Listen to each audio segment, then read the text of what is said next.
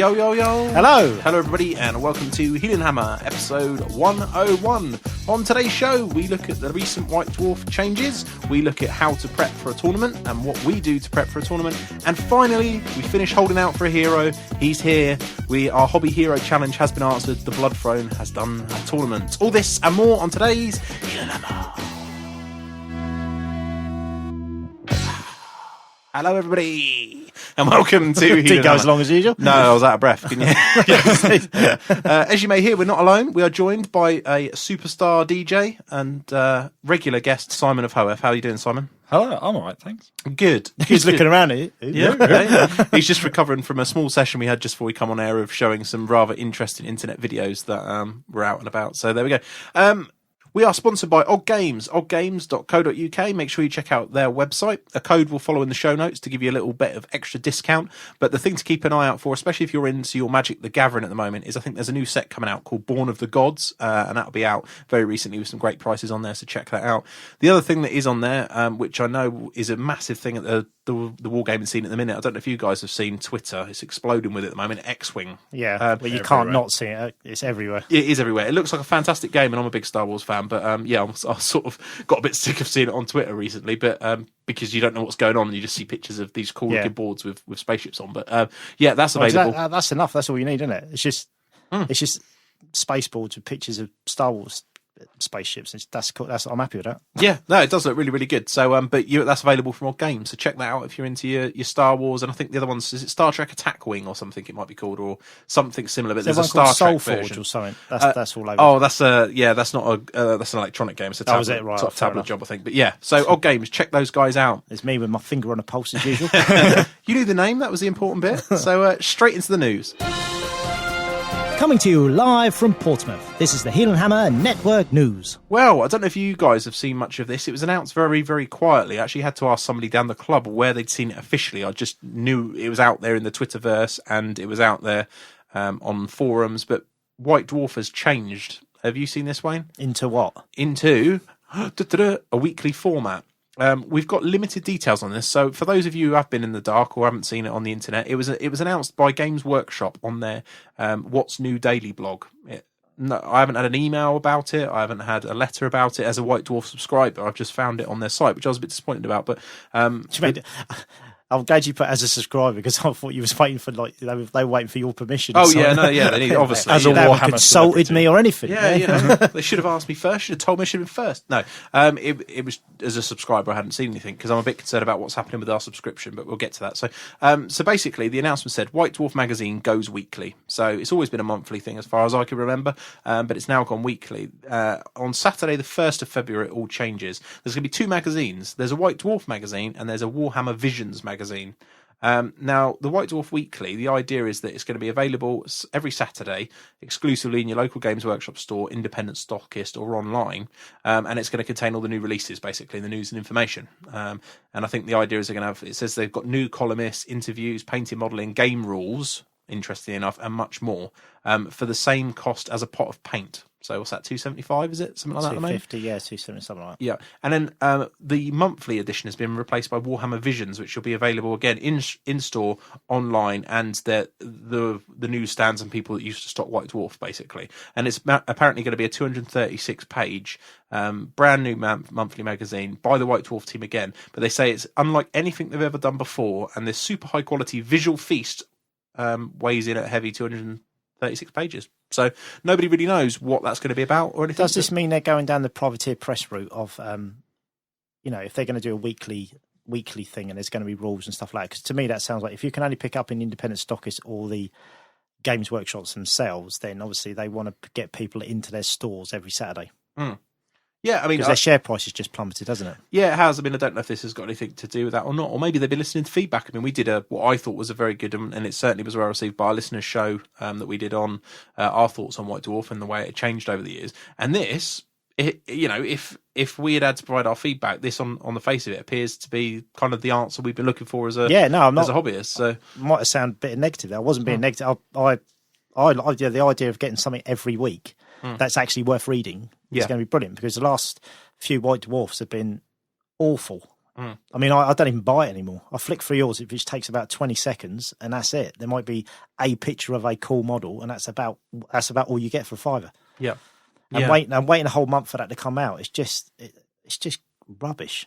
Yeah, I'm looking forward to it, actually. I don't mind the whole weekly idea, and I think apparently somebody phoned Games Workshop to find out what happens if you're a subscriber, and the forums say that this person said that apparently a letter's going out with the next issue of White Dwarf telling you about what's going to happen, but our understanding is that you're going to get both, subscribers are getting both magazines. Again, this is all hearsay. I haven't phoned Games Workshop direct, I probably should.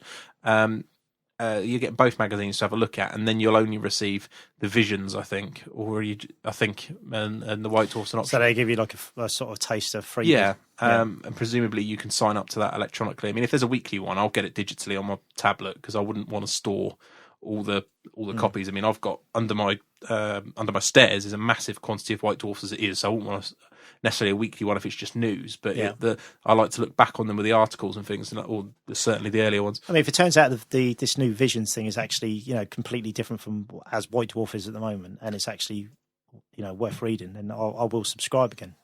Because I used to love having my subscription and basically getting that every month, but it just got to the point where I never read any of it. There wasn't anything worth reading in it. No. How many battle reports have you read where the battle? They don't even know what they're doing. They're even playing their own rules wrong.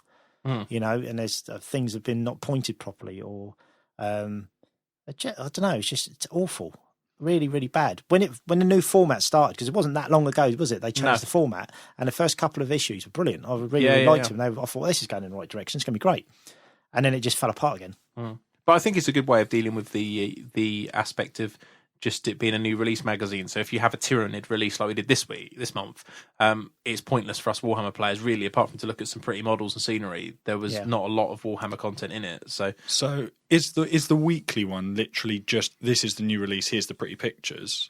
That's what we understand it to be, but yeah. So they're going to be releasing something new every week? Well, they normally do, don't they? Stagger the releases. I don't know if it's every week, but they do stagger the releases. Is it twice in the month? But I suppose this allows them to do it weekly if they want and stagger the releases further. But my concern would just be, at the moment, we're already saying that White Dwarf perhaps isn't the standard we wish it would be.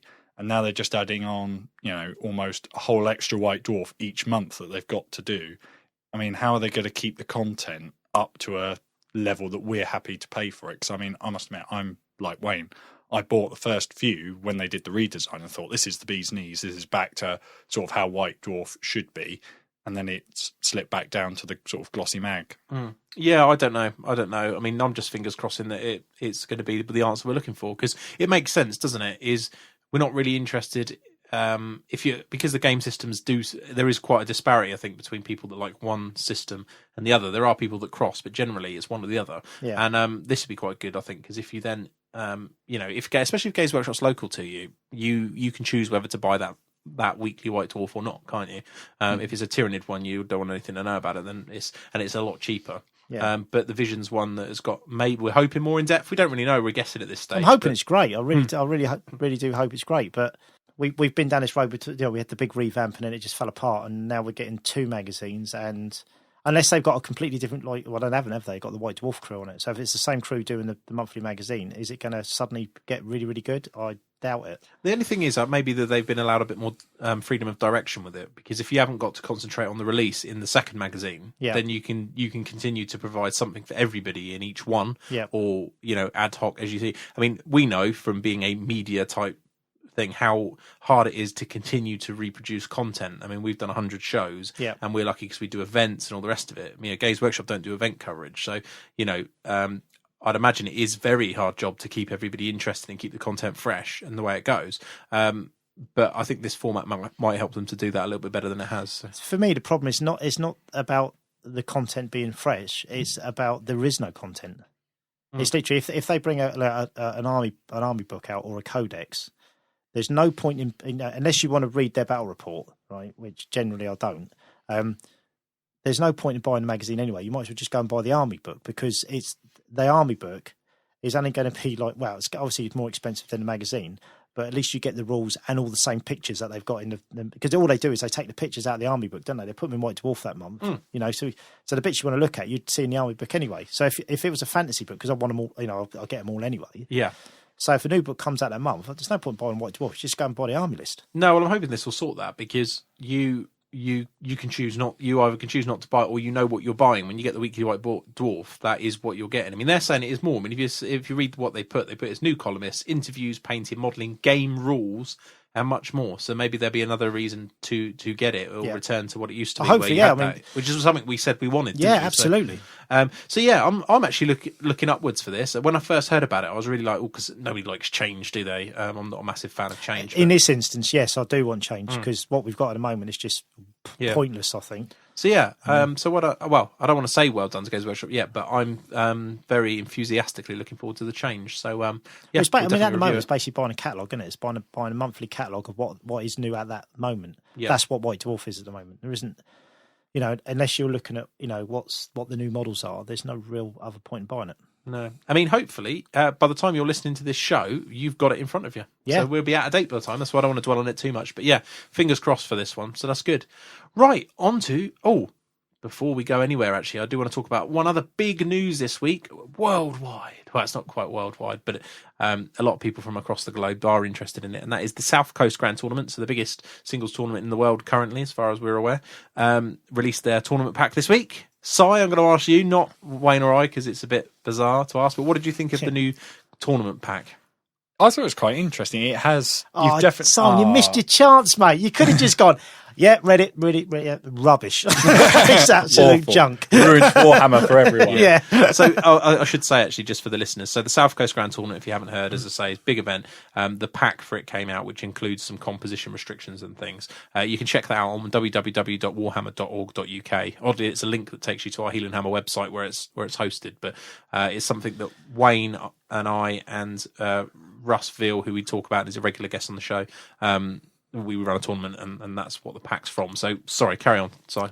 It's building off the sort of pool choice system that you had last year, so letting you take things, but if you take things, you can't take other things, and now the encouragement to take some of the soft options, which already, I mean, it's nice for the amount of discussion that it's already caused between people and making people at least consider other options, because I think the tournament scene recently has got very much into you kind of know what everyone's got, which, you know, I mean, 7th edition had that for nearly all of it, so it's nice to at least make people think about the list again. Yeah, certainly. I mean, to recap on what Si's saying with the way it works is you have set pools. So if, in Simon's case, he's a high elf player, he has a power pool and a soft pool.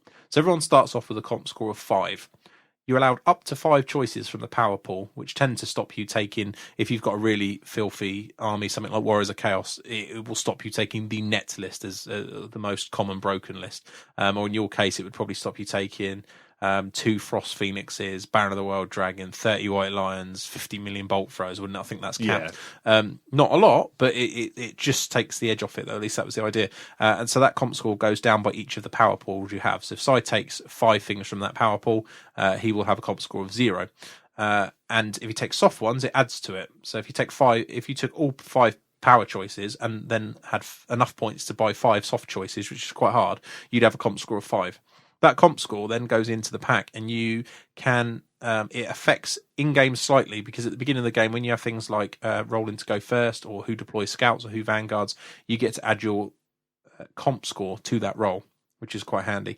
It also gives you the option of 3 deployment methods, so you can choose to play Battle of the Past deployment, you can choose to play diagonal deployment, or you can choose to play your normal battle line deployment, which the idea again behind that was that you would have some more tactical options. If you're taking something like Wood Elves that's going to have a high comp score because they're not as good a book, you know, you could choose to play Battle of the Past if you thought that helped you, or the diagonal one because you can come deeper, or whatever you like, really, just to add a bit of something different and add another sort of angle to it.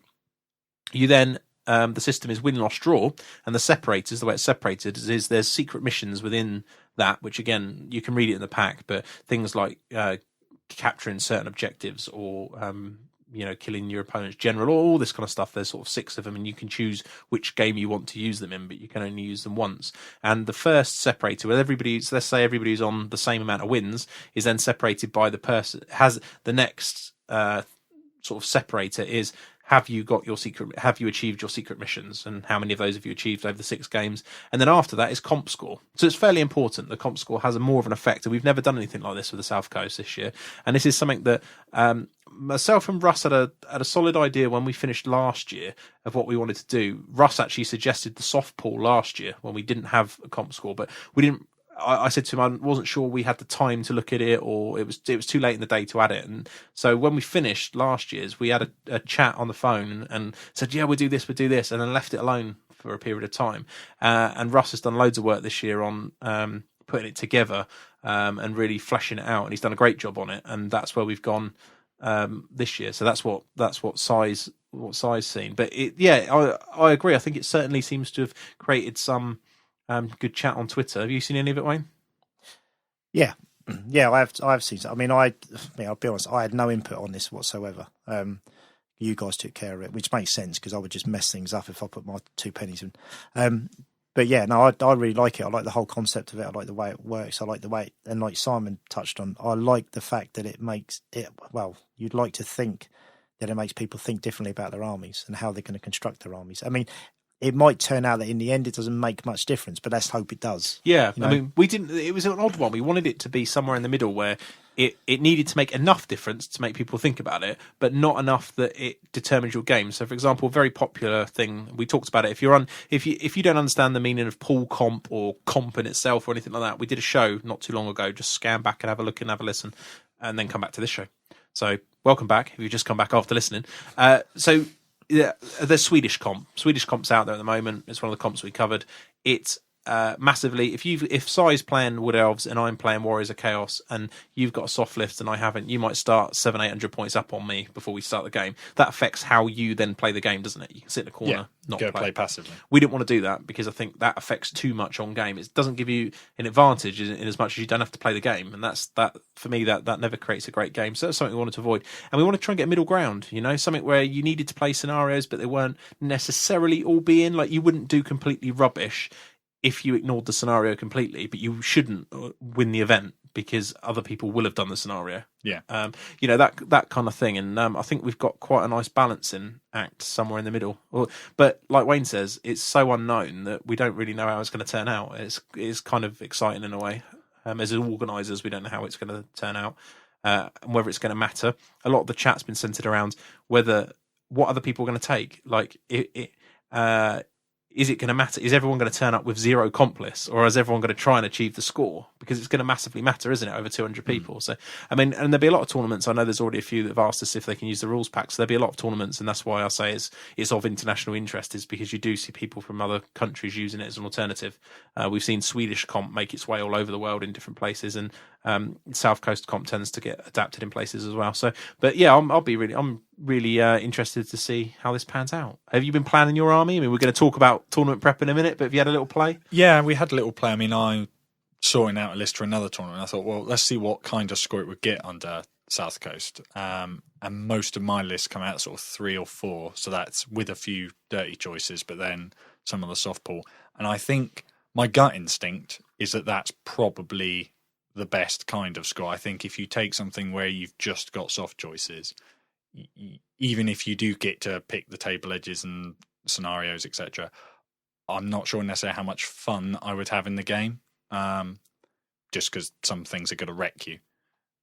So, yeah, it's been nice. It's been interesting to have a go. I mean, I did get destroyed by Lewis at our club's 7 Empire army. And we had quite a debate afterwards over, how easy it is for some armies to pick up the soft choices, because they're significantly cheaper than, say, for high elves. So I think the cheapest is 90 points for the Skycutter chariot and things like that. No, that was something we considered. Some initial feedback has mentioned things like that. I mean, we're not taking too much feedback at the moment, but we're keeping an eye on what we see. We always like to have feedback after the event just to see, once people have played in it, how much of an impact it made. But yeah, I mean, we've kept an eye on it, and that is something that some of our proofreaders brought up. I mean, some of it we've capped, so you can't spam some items, but still, like you say, you can't help it, can you? If Empire have got access to a massive amount of softball choices under that, and some of them are quite cheaply costed. So, but yeah, interesting, good. Well, I'm looking forward to seeing how that pans out, and I know there's quite a few practice events coming up, so I'm really interested to see what happens in those events as to what does well and what doesn't. Great. Okay, let's get into it then, people. Okay, so I thought today, because Wayne and I are appearing at a tournament very, very shortly, the Sheffield Slaughter, we do it most Januaries, and I know that Si is off to a tournament himself shortly. I mean, how did you do a year? You must do 4 or 5? Yeah, maybe slightly less since I started teaching full time, but certainly when I was a student, it'd be at least 5. Yeah, that's what I think. So I mean, and I'd say that's quite average for a lot of Warhammer players, isn't it? 4 or 5. I mean, you do 3 to 4 a year, Wayne. I suppose most years I would do. I mean, I didn't do whoops last year, but most years I do slaughter. I do whoops. Obviously, we had pillage. Yeah, obviously we had the South Coast GT, which my wife counts as one of them, even though I'm not playing.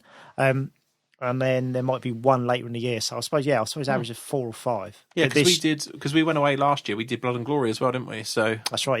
Yeah. And this year we're doing Sheffield. We have done. You're coming to America, obviously. So yeah, I think it'd be 3 this year for me. Yeah, you'll probably do Blood and Glory later in the year, maybe. It'd be Slaughter. Adepticon, and then it'll be Blood and Glory. Yeah, and that'll pretty much be it for this year. So, just that's pretty much the reason I'm asking this question is I want to give you listeners the background of where we're coming from with this. And for me, it tend to be the ETC adds to that. So it'd probably be 7 or 8.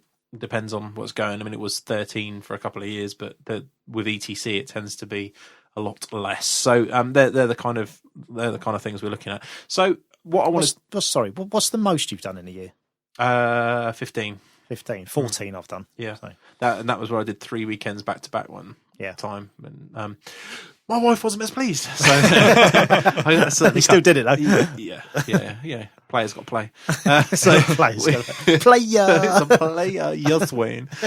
So yeah, that's the backgrounds we're coming from. And you can and what I want to talk about really in this segment is what we each individually do when we go to prepping for a tournament. So, Wayne, I'm going to start with you. Let's have a look at this one because we're going to the Sheffield Slaughter. As you're listening to this, we must be travelling up at the moment. What are you doing for the Sheffield Slaughter at the moment? I mean, painting. Mm-hmm. And is that normal for you? Yeah, which is why tournaments are usually gaming wise are a disaster because. A lot of the time, I don't really need to do that much painting. I could concentrate on playing, which is what I should do. And that's where it all goes wrong because by the time I get to the tournament, I'm about 2-3 games into the tournament, and then I've just worked out kind of roughly how to play the army. It's too late then. Yeah, sure. So you need to get like kind of 10 games with the army you're going to take before it. I need that. So I'd say 10 games is a reasonable figure. Actually, I don't know about you, Si. Would you say 10's about a decent figure to play? Yeah, although I must admit, most of my tournaments I seem to go in with significantly less. I'm sure. Yeah, I think most people do. Yeah. Well, I've had 1 game so far, and it isn't the list that I'm actually taking. So you played 0 games with your list. So I played 0 lists with the list that got submitted today, which is going to be funny because basically you and Russ, you wrote the list, and then Russ had a look at it and tweaked it a bit, and then you had a word with me, and then. It's going to be funny because it's filth, and it's a very tactical list. It requires a lot of finesse and careful play, pushing your Demon Prince, your Chimera, and your 2 units of Juggernauts at 2,000 points forward. I mean, let's talk about your list. I mean, it's a good example, really. What made you decide then to take that list? Was it painting? I had that list kind of built a while ago, and I'd put on Twitter that I'd built a load of chaos stuff. And I was going to do basically an Nurgle army because obviously most of the armies are painted quite a heavy figure count. So when I looked at that, I thought it's not that many models. Even with an infantry block in it, which a lot of Chaos Warriors don't have. No. And that's 2,000 points as well, we should say, which is a lot smaller. Yeah. So I thought, well, it's easy to do. And I thought, well, should I take Warriors to Adepticon? Because obviously it'd be a lot easier to transport over to the States. My Skaven army, the more I think about it, I'm thinking I don't know if I want to take them to America because I think with the amount of conversions and big models and that, I just think it's just going to get destroyed on the way over. So I'm not really keen on doing that. So then I thought, well, I could take Warriors over. Obviously, I don't plan to take the kind of list that I'm taking to the slaughter. We'll see. No, I think if I took that to America, they'd nail me out. I think if you take it to the UK tournament, then there'd be pitchforks and all sorts. They'd be chasing me down the road. So yeah, but this army, I mean, it's literally, I think it works out 29 models. Mm-hmm. So so you've got a closer. Let's do closest. You've got a Demon Prince with wings. You've got a battle standard on a demonic steed. Yep. You've got 18 foot models with halberds of Nurgle. You've Yep. got 2 chariots that are unmarked just because of points. You've got a chimera with flaming breath and regen, and 2 3s of skull crushers with ensorcel weapons. I think that's the list, isn't That's it? it, yeah. So pretty tasty. It is hard hitting, and it's and in the hands of a good player, very hard to deal with. And probably in the right matchup, because a lot of people are tall enough to fight that kind of list. Yeah, So, yeah, absolutely. Well, we were talking about it before the show, and Russ has got a list in mind that really does deal with that army very easily. And your list at the moment with lizards, that can deal with it as well. So, I mean, it might be one of those things that I get lucky with a few draws and I get the opportunity to really get stuck into my opponent. But then it might work out that I get some bad draws and I end up getting tabled. Because if it goes bad with an army that size, it gets tabled very quickly. It's such a low model count that if you lose 10, 15 models in a turn, so it's half your army. I've played some games against them with Empire against that kind of list, and you can, a game can be over by turn 3. But do you think you're going to enjoy playing it? I think I will, because I like. I get frustrated with the Skaven because I like to play aggressive, and that's why I take the Rogue, because he's the only thing on paper that actually can dish out some high strength attacks. And obviously, they, in the grand scheme of things, they're not very good because they can't take it back, and they haven't got the the volume of ranks to stick around and all that. We all know that. But with this list, I've got the high armor save, the 1-up armor save that I hate. I've got plenty of those. Yeah. I've got ward saves. I've got. It's going to be great. It's going to be. I think I'm going to really enjoy it because it's going to be like, if it's over quick and I get beat, quickly, it's not too painful. Because sometimes with the Skaven, you'd have like a 2.5 hour game where you knew that you were going to lose, after about the first 20 minutes, and you had to see it. You got to play the game. You got to see it through. Keep a smile on your face, keep plugging away. But you're going to get bad. Whereas with this army, if you're on the end of a battering, it's going to be over quick. Yeah, definitely. And then you can go you can socialise. Then you can go to the bar, buy your opponent a drink, talk about how lucky you were and how the dice weren't with you and all this, the usual excuses. So I reckon either way, I'm going to enjoy the army, but hopefully I will play it in a way, which probably means badly, that my opponent will enjoy. Because I can see me making a lot of mistakes of it, even though it's jokingly everyone says, you just push it forward and blah blah blah. I did that in my first practice game. I literally just pushed it forward and I lost. So it isn't quite. It is like that, but it isn't quite that simple. You still have to think about what you're doing to a certain degree, or else you will just lose stuff. Well, yeah, I mean, if it was that simple, you'd have a lot of people. Well, everyone would be taking it if it was that easy, wouldn't it? And you look at the tournaments now, and people have adjusted to them. They're not the list. They haven't quite got the surprise factor they had. They're still a very powerful list, and we really don't know how 2,000 points plays with it. I've certainly found in my practice games against them at 2K that they've got the less amount of units makes a big difference. So, and you haven't got. You've made a concession, I think, in having foot troops. So you haven't got the 2 units of Marauder fast cavalry, which are very important to screen in certain things. So, it'd be interesting to see. But I do think it's your kind of list. You've always been a bit of a fan of aggressive stuff, and that's how you play generally. So it should go quite well for you. I like my favourite thing in the army is the Chimera. Yeah, I was great with the regen and the flaming breath. In the practice game that I had with it, I went into a unit of, it's only Dark Elf Spearmen, but it was, I went into a block of those and they just annihilate them. So any kind of, basic foot troop, but even half decent foot troops, it just makes a mess of them. It's just brilliant. It's the kind of thing that, because you play Skaven so much of the time, and I know you've played Bretonnians and some other things, but sort of big flying Gribblies is probably not something that you actually get to play with that often. No, not at all. I mean, it's quite liberating actually, because the army, most of it is kind of completely the opposite of what I'm used to playing with. It's either flying, or it's like got a 1-up armor save, or it hits like a I'll say hits like a juggernaut, because it is a juggernaut. Or all the above. Yeah, and it just you can go in, you can do the damage, you can move quicker than normal. You've got a really good armor save. In some cases, you've got something that's got a ward save.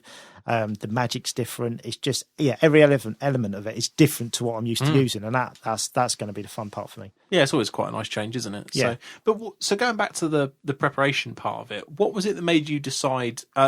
Warriors, there you go. You wanted to paint. It was a painting thing, and you just fancied. Yeah, because a low model count. Because I don't. I can't stay focused on one thing for too long. And obviously, the bigger the army, the less chance I've got of focusing on it. I do try, but I just get sidetracked and see other things, and I've got the attention span of a goldfish basically. So with this army, with it being 29 models, suddenly it was kind of like I finished something that was sort of 400 points. I did one model and it was 400 points, in the Demon Prince, and I did, another model that was like 275 points in the Chimera, and I'm suddenly thinking, hang about, that's a big chunk of the army. It's only 2 models, and then I did a couple of chariots this week.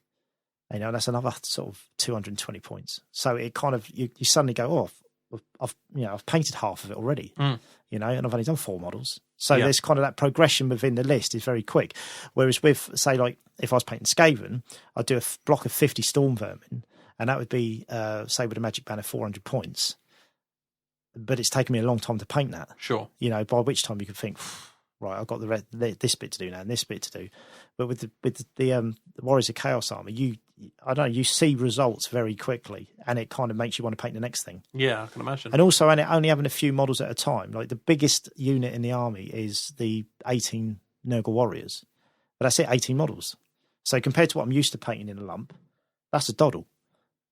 Sure. So it's just really easy to do. And what about selection? What made you choose that particular selection? I know you said that you got myself and Russ to have a look at it for you, but why was that? Well, I looked at the Warriors of Chaos list, and I actually like loads of the options in it. I know they're not kind of optimal in tournament play, but I do think there's a lot of stuff in there that just it's still good. It's not, it's not, the optimal choice, but it's still good. It's still definitely worth using. And combat wise, compared to my Skaven, everything's good. Everything fights better than what I'm used to having.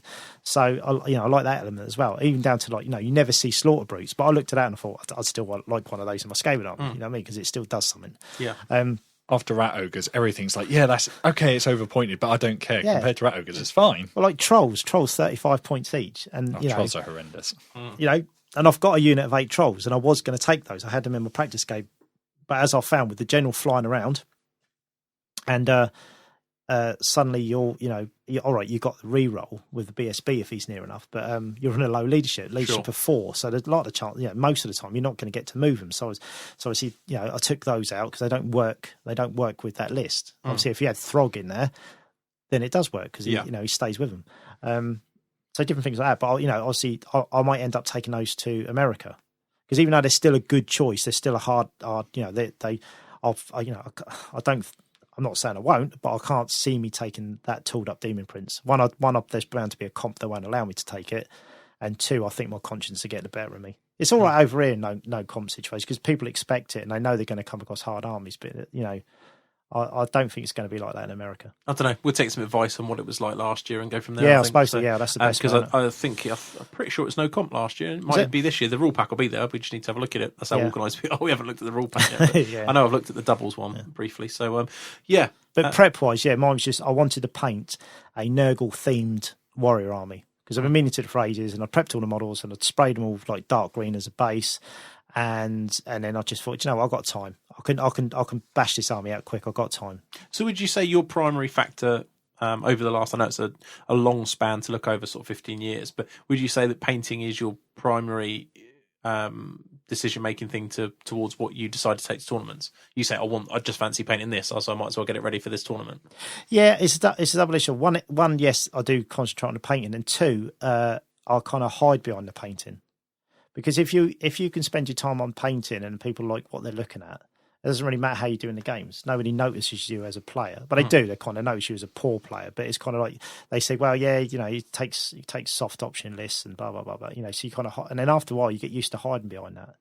And then it's kind of like, well, what happens if I do take a hard list, and what happens if I do try to play properly? Is it all going to? Is it just going to highlight the fact that I am a poor player because I take a hard list and I don't do well with it, or is suddenly it's going to people go, oh, you've changed. Yeah, Win the game. Yeah, win the game. Yeah. So I don't know. I mean, you've had the odd one, and funny enough, I think was it Sheffield a couple of years ago where you took the TM Skaven list, for example. You had a furnace and things when that was there, and I took that. I was on, and you were doing all right for a while, weren't you? Yeah, till I played Ben Johnson, his Empire on. Did you play Ben Johnson, then Ben Curry in the same tournament? Table 2. I think I was on table 2. Played Ben, and literally he just fired all his cannons and just took all the big stuff off, and that was it. Game over. But I've had I've done well in the past. I mean, we're talking going back a few years now. I've had moments where I've done all right in tournaments. I've been up on the top tables. So would you say that the gaming has?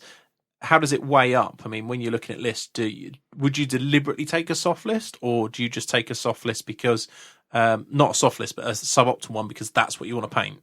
You want certain elements to it.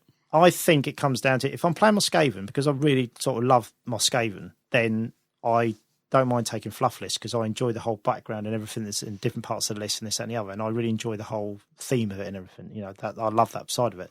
If I'm not taking Skaven, then I would find it a lot more. I'll be a lot more comfortable with taking the gloves off because it's kind of like I haven't got that kind of emotional attachment with the painting and the whole background of it all. So if I took anything but Skaven, then I haven't got a problem with taking a dirty list. Really, Sure. Obviously, as long as it's within an environment that's going to be acceptable. So, Si, what about you? So you're going to a tournament in a couple of months, and you, first off, what are you taking? High Elves. Yeah. And it's 2,400. At the moment, I haven't fully decided, but it's looking at the possibility of going character light and rather than characters all in a bunker. And I think that's partly because of the comp, which limits how many characters you can put in a Banner of the World Dragon unit. So at the moment, it's level 4 Death, BSB, who's carrying the Banner of the World Dragon, and then that's it for characters. 2 units of Reavers, big block of Sea Guard, block of Phoenix Guard, block of White Lions, some Bolt Throwers, Frost Phoenix, and then there's about 350 points at the end that I haven't quite decided what I want to spend that on yet. Mm-hmm. And that's going to partly be dictated by if I want to take the same stuff to South Coast, because that would be where maybe the soft pool choices come from. Sure. It's like last week at the club, I tried out a Dragon Mage and cried all the way home. Epically failed, yeah. Or it might end up just being, more elves to actually fight with. Good. Okay. It's hard with the points, isn't it, with the high elves, because everything's not so expensive, but compared to a lot of armies. Compared to some, I think having the Frost Phoenix added to the list, because that does so many jobs for you, you've got a bit more flexibility, and certainly the points costs going down on a few things has helped. But how many points is the Frost Phoenix? 240, and worth every one. So could you put another one in? I could, and that is definitely a consideration. My thoughts about doing that for this tournament is, and this is something that I do for tournaments, where I will have a skim down the list, and if I see Wayne Kemp, Steve Wren, Dan, I'll go, I'm probably not going to win painting. So did you add Dan on that list?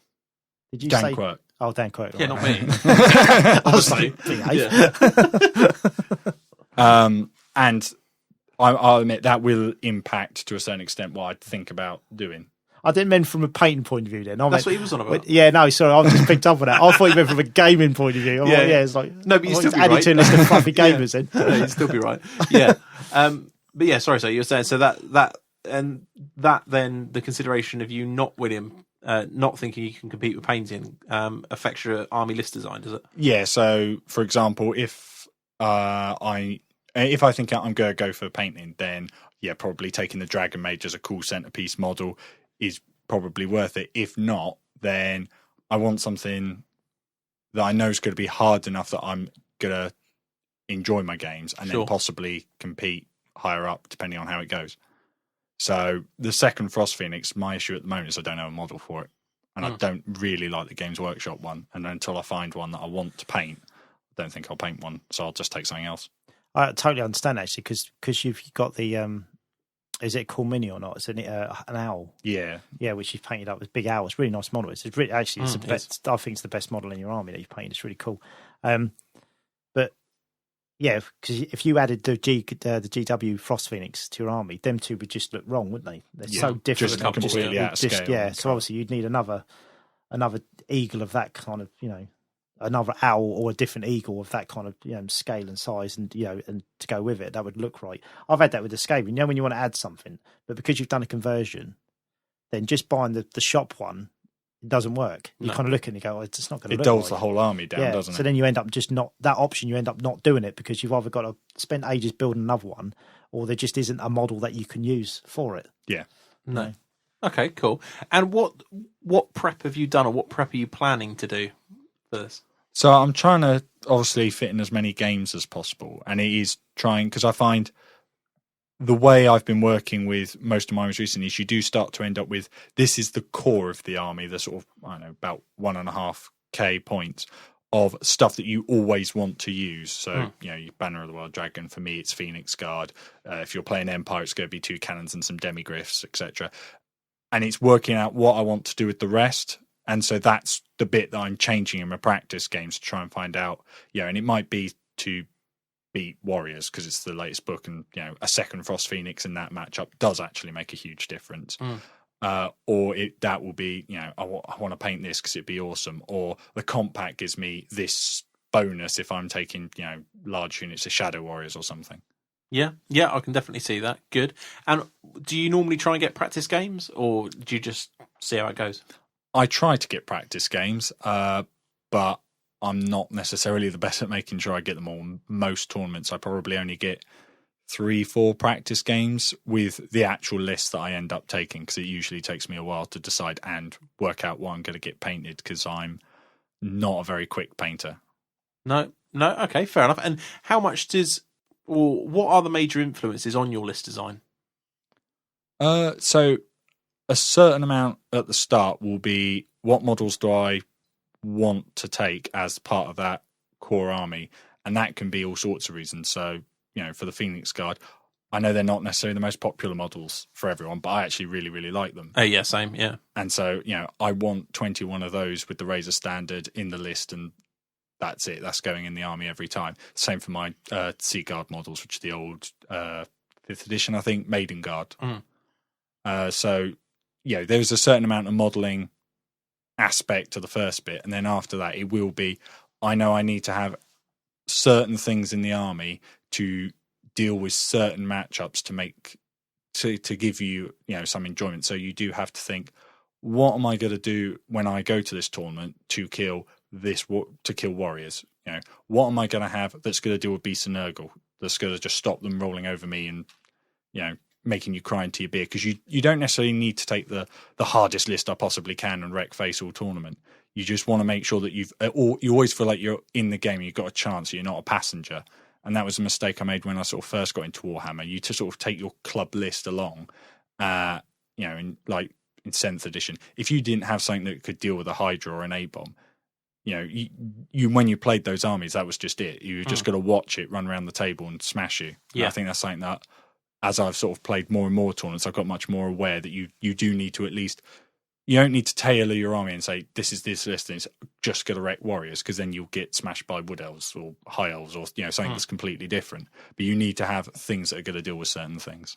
No, that's good, and I think you're right there. I mean, Wayne's taken quite a lot. We've had this discussion a lot, haven't we, Wayne, about different types of units that you could use. Like you'll say, I want to use this list, and I'll say to you, what about this, or what about this? And because I know that you want to use it, that's great, but when you get there, you'll get so frustrated if you play against, for example, if you were taking Skaven now and you took nothing that could deal with 1-up saves, you know, and you played a guy with playing your list, you know, and you had nothing that could deal with 2 units of joggers and a 1-up save guy, you wouldn't have a game, would you? No, you wouldn't. I mean, how many times have we gone to tournaments when you've said you need to do this, and I go, no, I'll be all right, and then like third game into the tournament, I've come up to you and I've gone, yeah, you're right.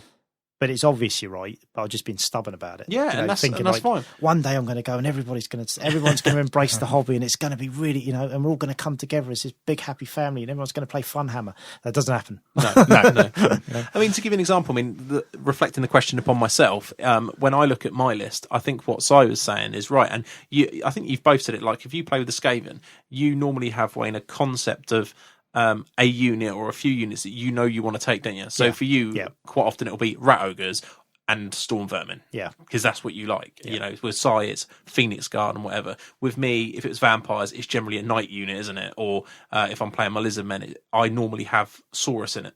Might not be optimal, but I just like that one unit. And I will normally try and fit those in, even if I know it's not quite optimal, but I like it. And it's not such a detriment to the rest of the list that I can't take it. And I think that a lot of people do that. You know, you see, I'm sure if we had, you know, regular guest Russ Veal on here and asked him, he would still have something that he took because he liked it.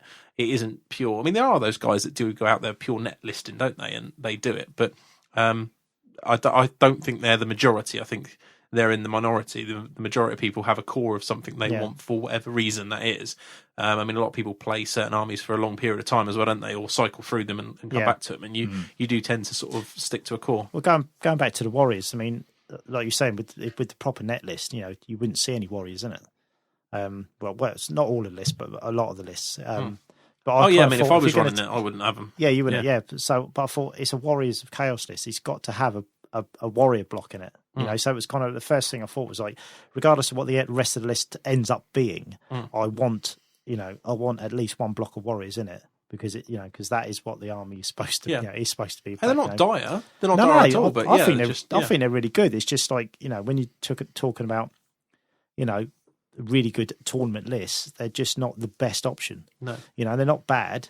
They're just not the best. That's all there is to it. It's that thing of being usable and suboptimal. If there are some units in the game, particularly with the older books, like looking at the Wood Elves, where you think that unit is just unusable. It's so overpointed. War Dancers might be a good example. Yeah, it just you are just going to be giving points away. Whereas you look at what I think are the good army books, so like the High Elf book, you think, okay, like the Phoenix Guard, maybe suboptimal, but it's definitely usable. You're not going to be giving away points and crying into your beer. Yeah. No, and I think it's why I do always stick the Storm Vermin in, because I found out of all my army, even though it does, in combat wise it gets battered, the Storm Vermin, because of their stat line, tend to stay. If something's going to stay on the table, it tends to be them. Yeah, because they can, they do stick around longer. They still end up getting a kicking in the end, but they do stay around longer than the rest of the army.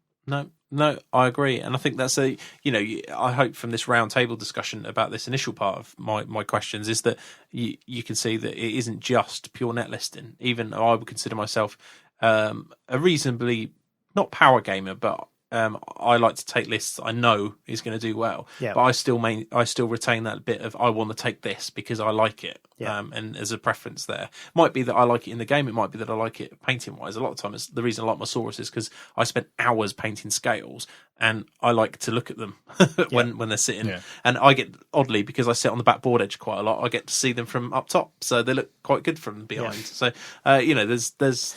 That's another thing, talking about when the army's laid out. Like if I took the net list, I'd have 2 units of the light cavalry, instead of the warriors. Now, one, I don't particularly want to paint those models, right? So it's not that important to me about putting them in because I don't want to paint them.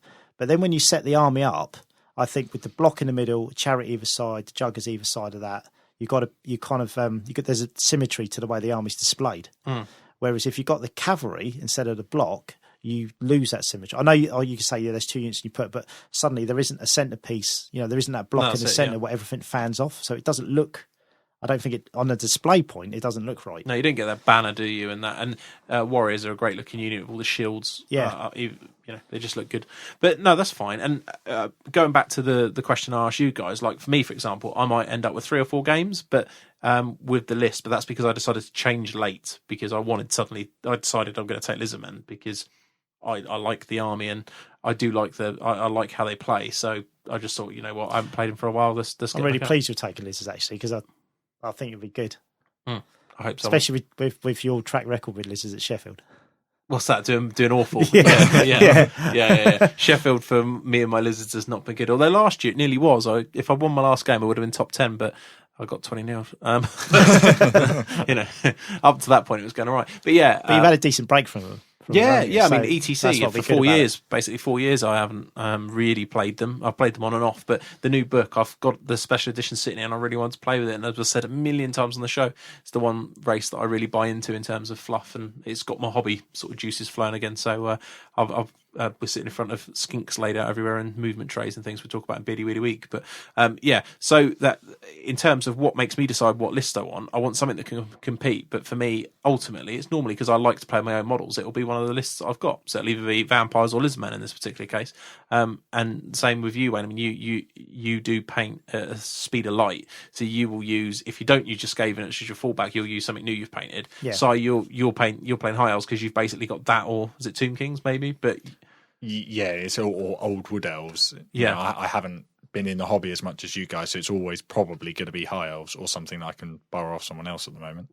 But you would say that is for not only the painting reason, but that's your most painted, competitive, and the army you enjoy the most. Definitely, Yeah. by far. So it's like a combination of things. Okay, cool. So we know what we're doing. We spoke about what we're doing and what's influenced our list design and choices of that. What would you do given an ideal situation then, Wayne? If you could, if you, let's say we were being ultra keen and we were planning for Sheffield next year, so you had a year to do it, how would you prepare?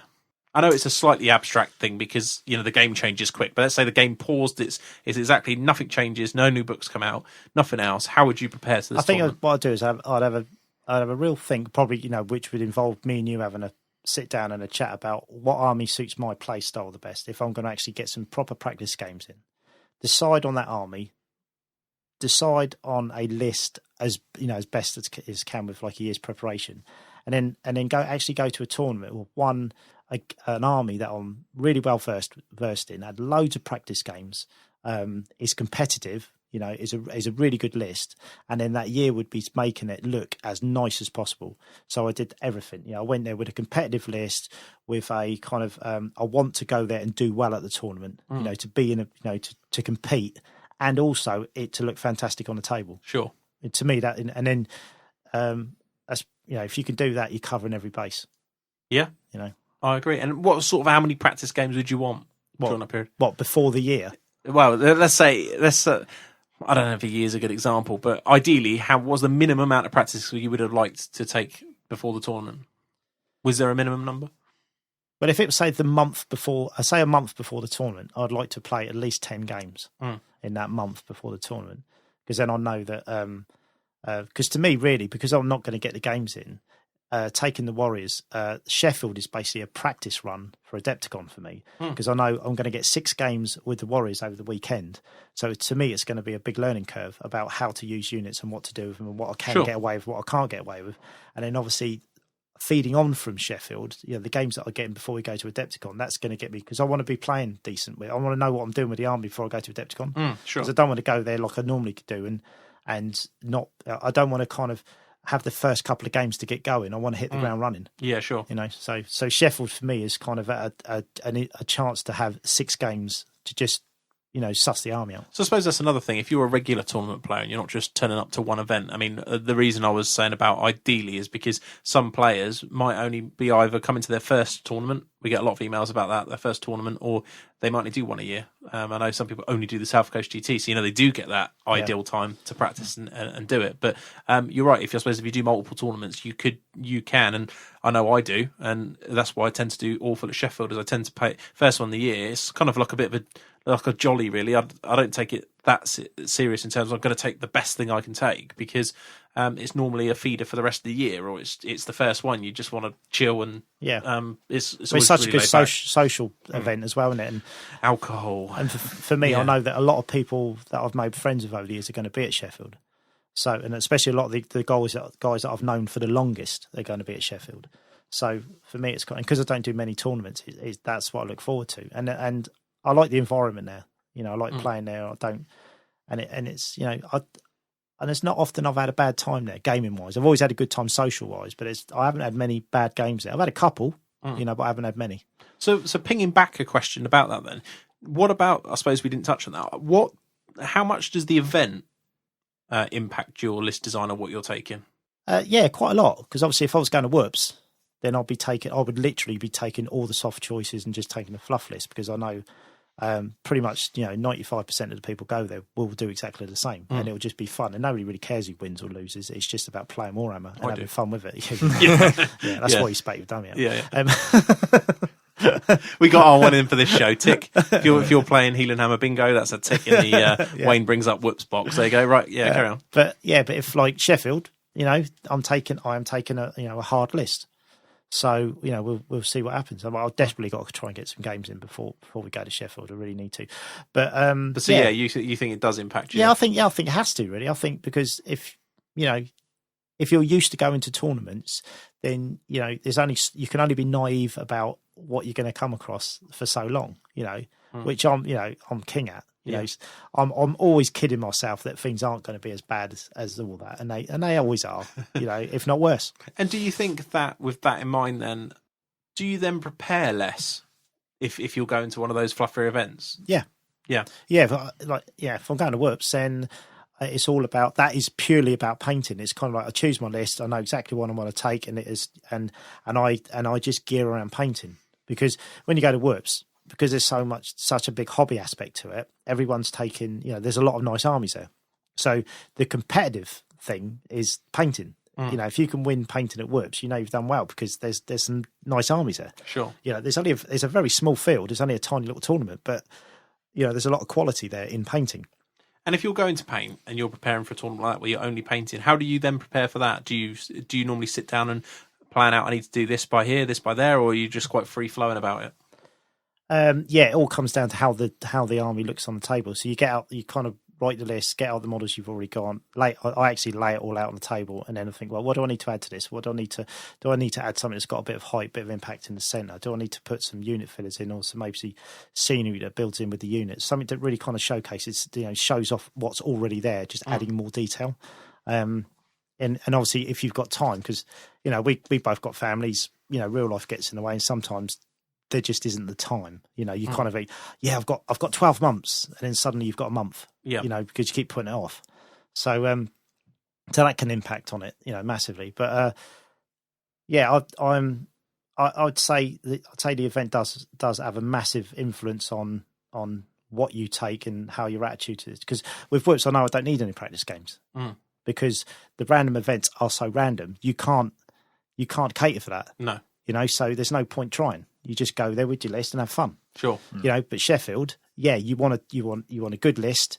You want to be practiced with it, and you want to hit the ground running so that you can actually compete in a very competitive tournament. Because otherwise, you're just going to be a victim.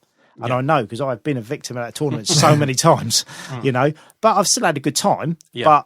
But I've taken some real beatings there. So it's one of those things with Warhammer, is that if you both come along with a knife, it's fine. If you both come along with a gun, it's fine. It's when it's mixed matched, it's just not fun. It's not even fun for the guy with the gun that often, because you do just push it forward. 3 turns, game's over, let's go to the bar, which, know, I'm sure is probably fine for a couple of times, but then after a while... I'll take 6 of them. Yeah. No worries. I usually turn up with a toothpick, and they've all got howitzers. And all win. See you coming. Big smile on not because they're happy to see me, just they know what they're playing. See your name on the draw. Oh yes, 20 points. Thanks for it. Good. So going back then, Si, let's do the same example for you. So you got a year to prep. We've paused the meta and all the other terms that get bantered around in terms of there's no more books and nothing changes. What would be your ideal preparation? So I think the first thing I'd want to do is just open up the book and see what options are there going to be that I want to try out. What do I want to do this tournament? Do I want to try and paint something and use something that I've never done before? Do I want to try a very different style of this? So like at the moment I'm trying, can I play with less characters? Because for me, tournaments is when you can really sort of get in a lot of games with a different list to what you're doing and what you may be using at the club every week. So that would be my first point. And then, from there it'd be, right, what models do I want? Because I find increasingly, while I do love the vast majority of stuff that comes out of Games Workshop, if there's something I don't like, I will now put in significant effort into finding something that I do like, and then how I'm going to make that work. Does it fit with the Games Workshop stuff? How am I going to paint it? Does it need converting? If it's like I've got a eagle with a noble on it, how's the noble actually going to sit on it? Yeah, that's true. Very basic questions, but something that takes actually a bit of time to plan out. And then I just like to get stuck in, and I will usually proxy a lot of stuff. And it's one of the advantages we got at our club, where everyone is so laid back about that kind of thing. Yeah, no one cares. I mean, I saw you were playing Lewis's army in the Empire, and it was all just grey horses, wasn't it, basically? Yeah. So, and that's fine. No one cares. No. I played Wayne, and he hasn't even got any models that relate to the race on. We were playing, was it Beastman one time, and there was no Beastman on the board. Yeah, it was all. It was just. Yeah, some of it wasn't even right base size. We knew what it was. We just played the game because we just wanted to get the game in. Yeah, I remember back when I sort of first got into Warhammer, it would be, when you don't have much money as a kid, and you've got the few models you can use, but if you wanted to play like anything particularly large, we'd sit there and we'd draw it all out on paper, and we'd have all our bases drawn out, and you just cross the models off with a pen as they died. Awesome. That's how I used to play first edition. Everything was card. Yeah. Yeah, because I mean, you could get models, but yeah, it was just easier just to have squares of card, and then you just write, say like you had a unit to 100 goblins, which was quite common back then, or lesser goblins as they were called. And you have G, just a square with G written on it, and then you cut them all up so they were like individual bases, and then you just take them off as you lost them. Yeah. Nice, like it. So, and you would then presumably practice hardcore. You'd want to settle on a list, would you, and practice that one list, or? Yeah, well, I sort of set this is the core of the army that I want to use, and then I can start changing the sort of the extra bits around the edges that I'm undecided about. But I think as much as quantity of games is important with practice, I think a lot of the time it's maybe sometimes who the players you're playing and what they're using. Absolutely. It can be fantastic to smash the club chump with Wood Elves. 10 times before a tournament, you think, I'm a genius at Warhammer. I'm getting a trophy here. And then you go there and you play, Russ with his warriors, and he flattens you in 2 turns. You go, maybe I'm not as good as I thought I was. And he's that thing of checking to make sure you have got something that is going to deal with X, Y, and Z, so that you can, so that you can have fun and so that you can compete. Good.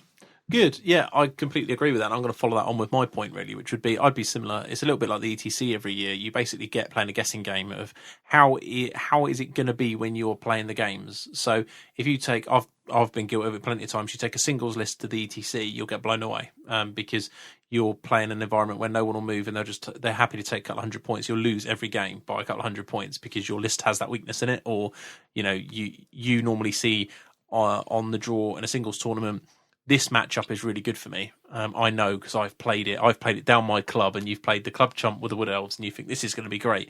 And then you get some guy from Italy or Poland or Denmark who has played Wood Elves his entire life and played from birth type type game. And his name's in the book. Yeah, and exactly. And he'll beat you by 300 points, and you'll be like, how can that ever? How I cannot comprehend. And that's the kind of difference that, as you say, that you're select of how you practice and how you play. Sometimes determines, and sometimes you can't.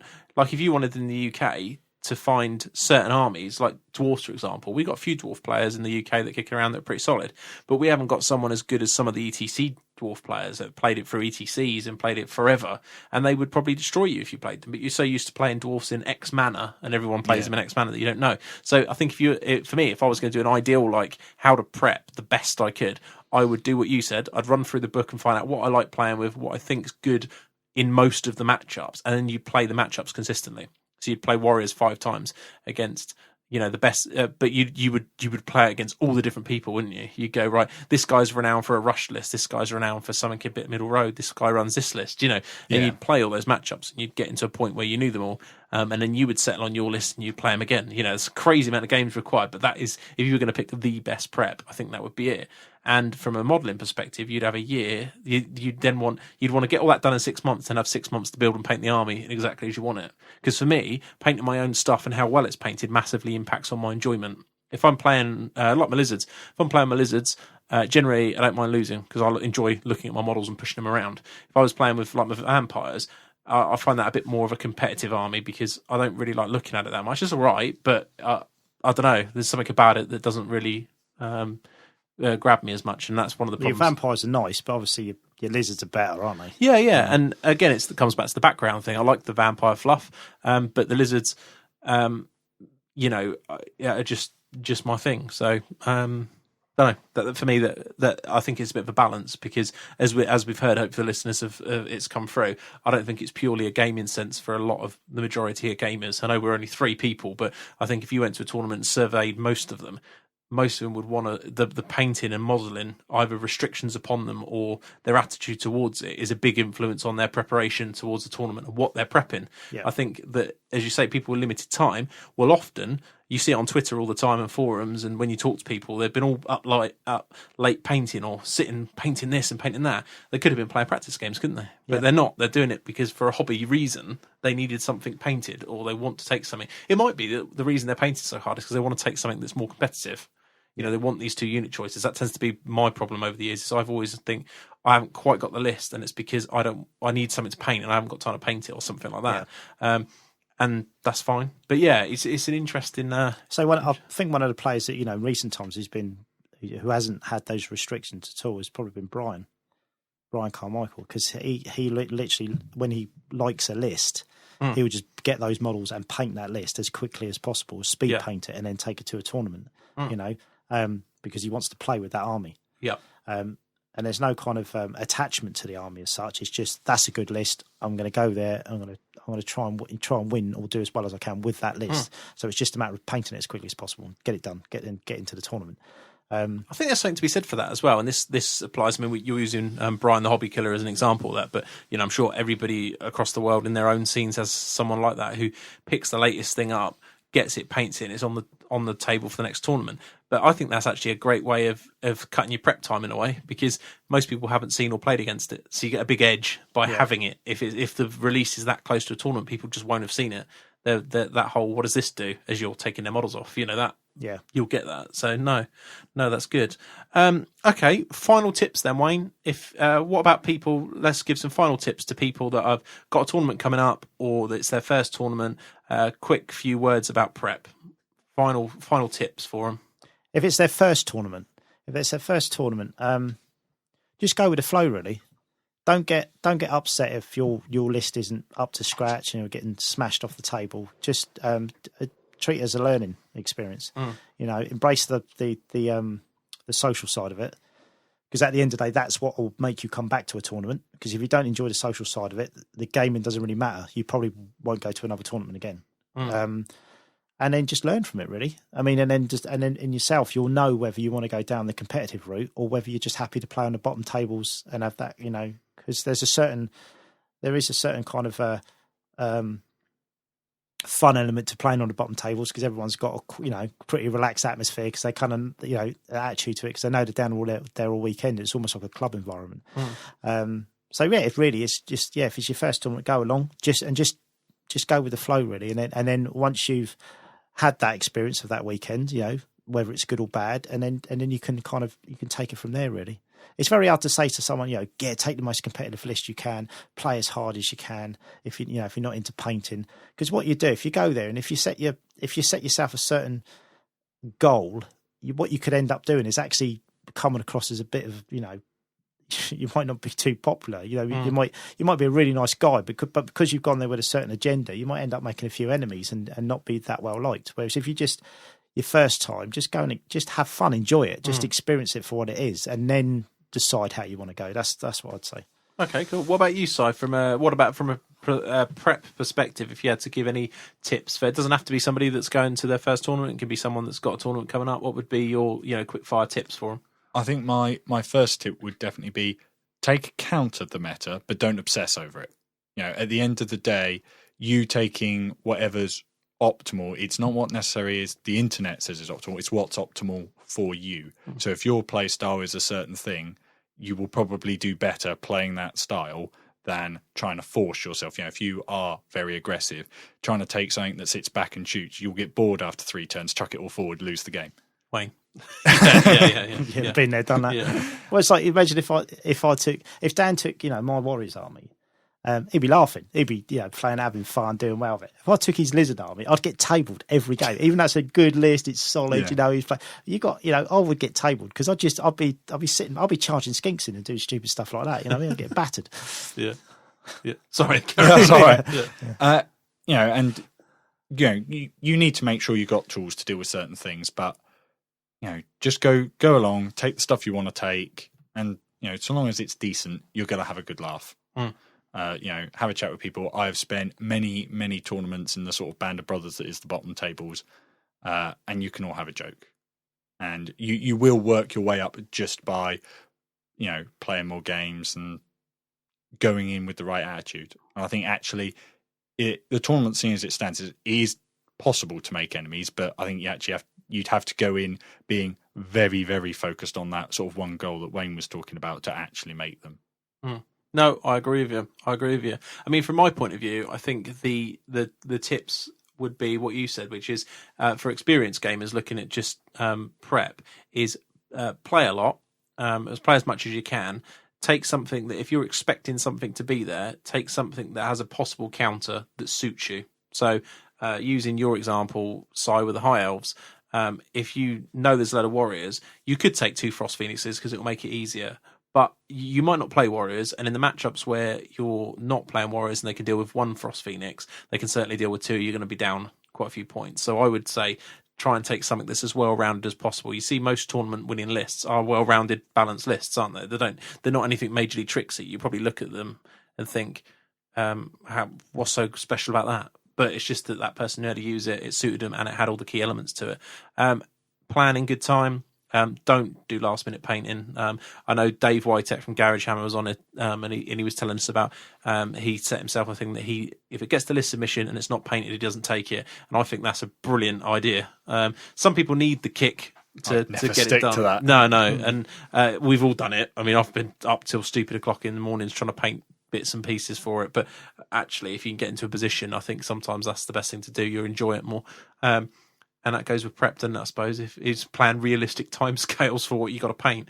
And that's it, really. But I mean, from a competitive sense, if you want to do better, you got to play more. We always say this. So that would be my number one tip. Okay, I think that rounds it up there. A bit of a chat on prep and other wider topics. Hopefully you've enjoyed it. Let us know your feedback if you've got any tips that we've missed or any areas you think we've missed or any areas that you would want discussion on regarding more further discussion on this. Just let us know.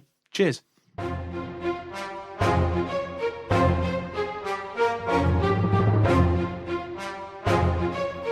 Hobby Hero. Okay, so we've finally had one. We've been holding out for a hero for a while, and he appears in the form of Greg Dan. There we go. Greg Dan, UK tournament scene regular, and he's emailed us. He took it to a big tournament, Warfare in sunny Reading, and he took the Blood Throne of Khorne. So let me give you a quick rundown of his email. So Warfare army list. He had a Bloodthirster. So this was a full Khorne army. Bloodthirster, Exalted Gift, Lesser Gift, Herald BSB, Blood Throne of Khorne, Locus of Abjuration, 4x10 Bloodletters, 2x5 Fleshhounds, 2 Furies with Khorne, 1 Blood Crusher, and 2 Skull Cannons. What do we think of that? Yeah. Nice and themed. Yeah, themed. Good. And this is what he put. I'm going to try and cut this down for you a little bit. So game one, he played some High Elves, and he got a 10-all. Bit of a balanced list he was playing against by the looks of it with the High Elves. He found out where the Banner of the World Dragon was early. So this is an internet one that would say, well, High Elves with the Banner of the World Dragon should smash it, right? But he got a 10-all.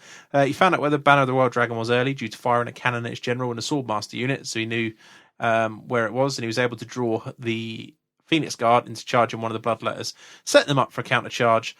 Both cannons and the Blood Throne slammed into the front and killed them in 4 rounds. He lost one of the cannons in doing so. The Throne really played no other part in the game, though it was only left on 2 wounds.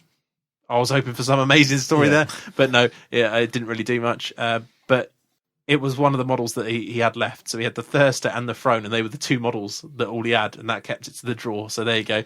But he managed to kill, obviously, an awful lot if that's all he had left.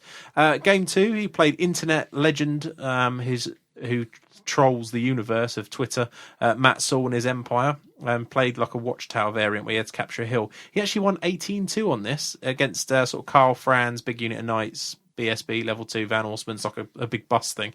And again, the game came down to the Bloodthirster, Skull Cannon, the Blood Throne sort of combo charging into things by the looks of it.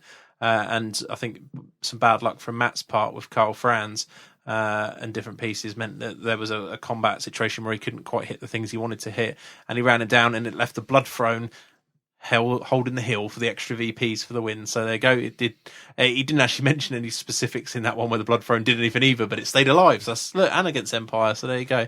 Pretty good. Game 3, he played another internet.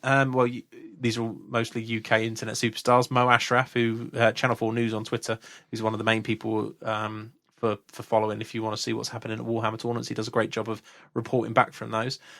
He had a bit more of bad luck in this game with, not bad luck, but sadly the Throne was killed by a Demon Prince. well, that's going to happen at some point.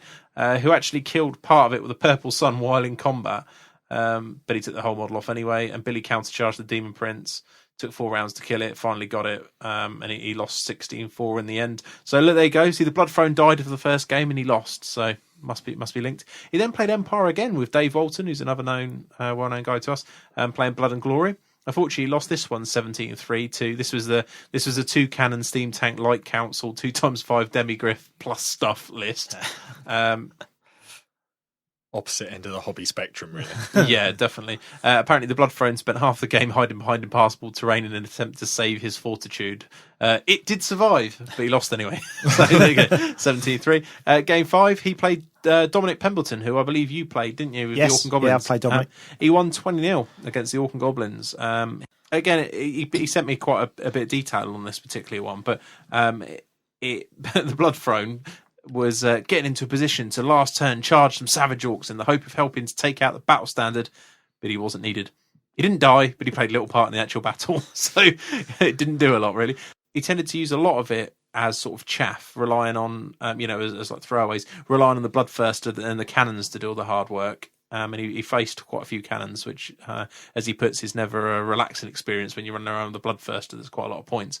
He intended to run the Blood Throne and the 2 cannons as a scary cavalry detachment type idea, but in too many games he couldn't push them too far forward, as he's either offering up cannon shots through more than one, or he's in range of enemy charges, and obviously he wants to be charging, which was hindering him. So all the Throne ended up doing was supplying magic resistance 2 to the cannons and one or two other units. The movement 7 never seemed to be enough to support the fights it needed to fight, as the Bloodthirster had to fly ahead, and the Crushers and Fleshhounds were making successful charges of 16-17 inches all the time, which made it clear that one of the other locusts would have been even less useful. There were a couple of games where it really put people off casting magic at the cannons and other units, as they were getting a 3+ ward from them, but he's really not sure that a 315-point unit, 315 points for that Blood Throne, was anything more than a massive target on his battle standard, not to mention the fact that it slowed the movement of the battle standard, which can be huge, especially when he managed to roll the Dark Prince Thirsts in almost every game, and the one he didn't, he rolled a double 1. With no battle standard around, this would have been really painful. So that's the 3d6 leadership test for anybody who doesn't know on the Reign of Chaos. Yeah. So yeah, pretty bad there. And yeah, slowing down is because although he's obviously on a movement 7 chariot, he can't march, can he? So with the Bloodthirsters flying off. That's the same price, or was it 5 points less than four Juggernauts than a standard? Yeah, but you think of what a naked demon prince is. Yeah, then sure. that's the comparative to the cat, isn't it? Yeah, it's pretty bad. He was going to take it to Downfall, which is another Cardiff tournament here in the UK as well, but I think he'll drop it for now, hoping to bring it back for a 1 or 2 day next year.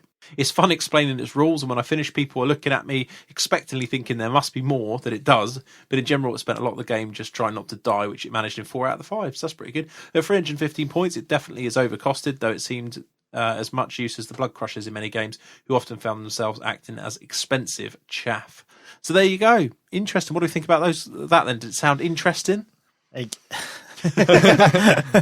didn't do anything, did it? No. Which is pretty much why no one ever takes it, because the sheer amount of points that it is, and it doesn't really have an effect on the game. It's one of those things where you think the rules aren't that bad. It's just monstrously overpointed for what it does. Indeed, yeah, and it's your battle standard as well, which is important for any army, isn't it? Yeah, so absolutely, yeah, not good, and especially he was playing Blood and Glory in one of those, so it's even more important. But yeah, what seemed interesting. Thanks, Greg, for letting us know that. And if anybody else has played with the Throne over 6 games or 5 games, I'm interested to know. But yeah, it didn't sound massively entertaining. But he did it, and that's what's important. And you are a Heelanhammer official hobby hero. So there you go. Oi, geese. Oi. Hello, sweetheart. Show us your tips. Okay, tips. Hobby tip of the week. Show us your tips. So somebody wrote in and dropped us an email. I'm not going to name them because I don't know if they wanted to be named, but thanks very much. But you'll know if it's you. He said, hey guys, there are a few things I wanted to, that he finds makes his hobby a little easier. They're not brilliant, but I hope you can use them for the show. Well, here we go. A big fluffy powder brush from the makeup aisle is obviously helpful to brush bits of filed or cut material on a freshly prepared miniature. A little advertised feature of powder brushes is to protect your feet from accidental puncture wounds. There you go, dusting your feet off. When you snip the end of a brass rod or a little bit of white metal, you just know it's going to ping off your eyeball and get lost in the carpet. To prevent this, you can cover the cutting tool and the material with the powder brush to trap the piece of detritus, is that how you pronounce it? Yeah. Before it has the chance to escape. Good tip, I thought. Imagine going into Boots though, and you get this big, you get this big brush. You go to the counter, For my blusher. Yeah, and she's looking at it and goes, No, it's for me models. Yeah, yes, sir. Of course it is. Yeah, my models. No, it's for me models. Yeah, Yeah. absolutely. Okay, sir. How would you like to pay for that, sir? Good. So yeah, I like that one though. I read that and thought that was quite good. Another one. Most people seem to have accepted the usefulness of magnetised bases for transport and for sticking more reliably to a movement tray. You can take advantage of magnets when painting. In olden times, we used poster putty to stick, that's blue tack, I suppose we'd call that, Yeah. to stick a miniature to cork or paint on a jar lid to give us something to hold our oily fingers. Poster putty can be a pain to clean out of a base afterwards, though, and offers increased opportunity to handle the miniature improperly while doing so. If your miniatures are magnetised, you can glue a little piece of sheet steel or another magnet to the top of a cork or jar and don't have to bother with a poster putty. Simple but true, isn't it? If you don't, That's something I've never done. No, I haven't. I remember early, again, I'm sitting behind a sort of a library of Games Workshop old stuff, and there's examples there of people being stuck in corks, and I've seen a lot of tutorials and DVDs and online that Just stuck to a paint pot. And yeah. I've never done it. I've always done it with the old G-Dub paint pots where it's got a fairly flat top. I've got one which has got some magnetic sheeting just stuck on that, and I just because all my models are magnetised now, stick it on the top of that and use that. So same kind of thing. Yeah, that's basically what you're saying. So there you go. You do use it though, yeah? I think it's a good idea, but not handling the model at all. It's just with me, it's just laziness. I can't be bothered to do it. No, I've got to say, I've just I've tried it, but it's never really. I just always felt like the model was going to fall off. I needed that sturdy feeling to it that it's not going to fall off. That bit of confidence. So he said he stole this other one. So the credit goes to a painting DVD, Hot Lead, from a website. Use a watercolour sketchbook to record different paint swatches and formulas for mixing them. Especially when painting a lot of different things, it can be helpful to store your memory somewhere other than in your head. It's an easy source for inspiration when you're stuck on an idea to look through the sketchbook and see what old favourites pop to the eye. I used to do this actually because I was a nightmare for where I paint so slow. I did it with the blue that's on all my vampires. I painted some ghouls over a 2-week period and then didn't touch the army for 6 months. And forgot how to mix it. But I used to have a little book with it all in. Have you guys ever done anything like that or not? No, that's why I use Foundry paints, because of the 3 colour system. Sure. You don't have to worry about it. No. Okay, makes sense. What about you, Si? I've had a scrap of paper and I'd just write 50-50 this on it. Inevitably, I'd lose the sheet of scrap paper, and that'd be my problem. Good. Okay. Good. Well, thanks for those tips. I like those. Short, sweet, and easy. Exactly what we're looking for this segment. So hopefully that's helped somebody. I was really the makeup brush one was a good one for me because I do that all the time. With stuff flying all over. I've got it all over the floor here where I'm cutting plastic. So there you go. Makeup brushes. Get yourself down to Boots or wherever your local store is. Great.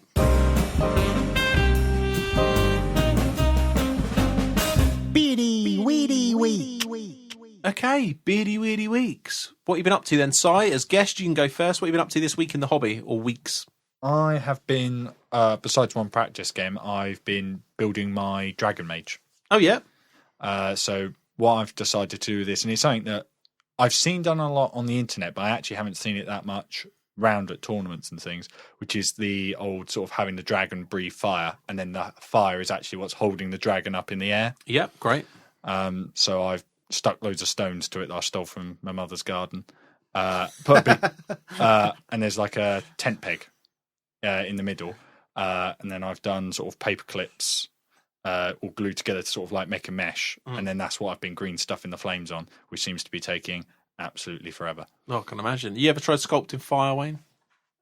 Yeah, I have actually a couple of times. I saw a good Michael Biggs done one. He done that, the dragon with the flames coming out of it, and there was another guy. He came to the club actually, Jeff. Yeah. Have you seen that tutorial on Warhammer Forum?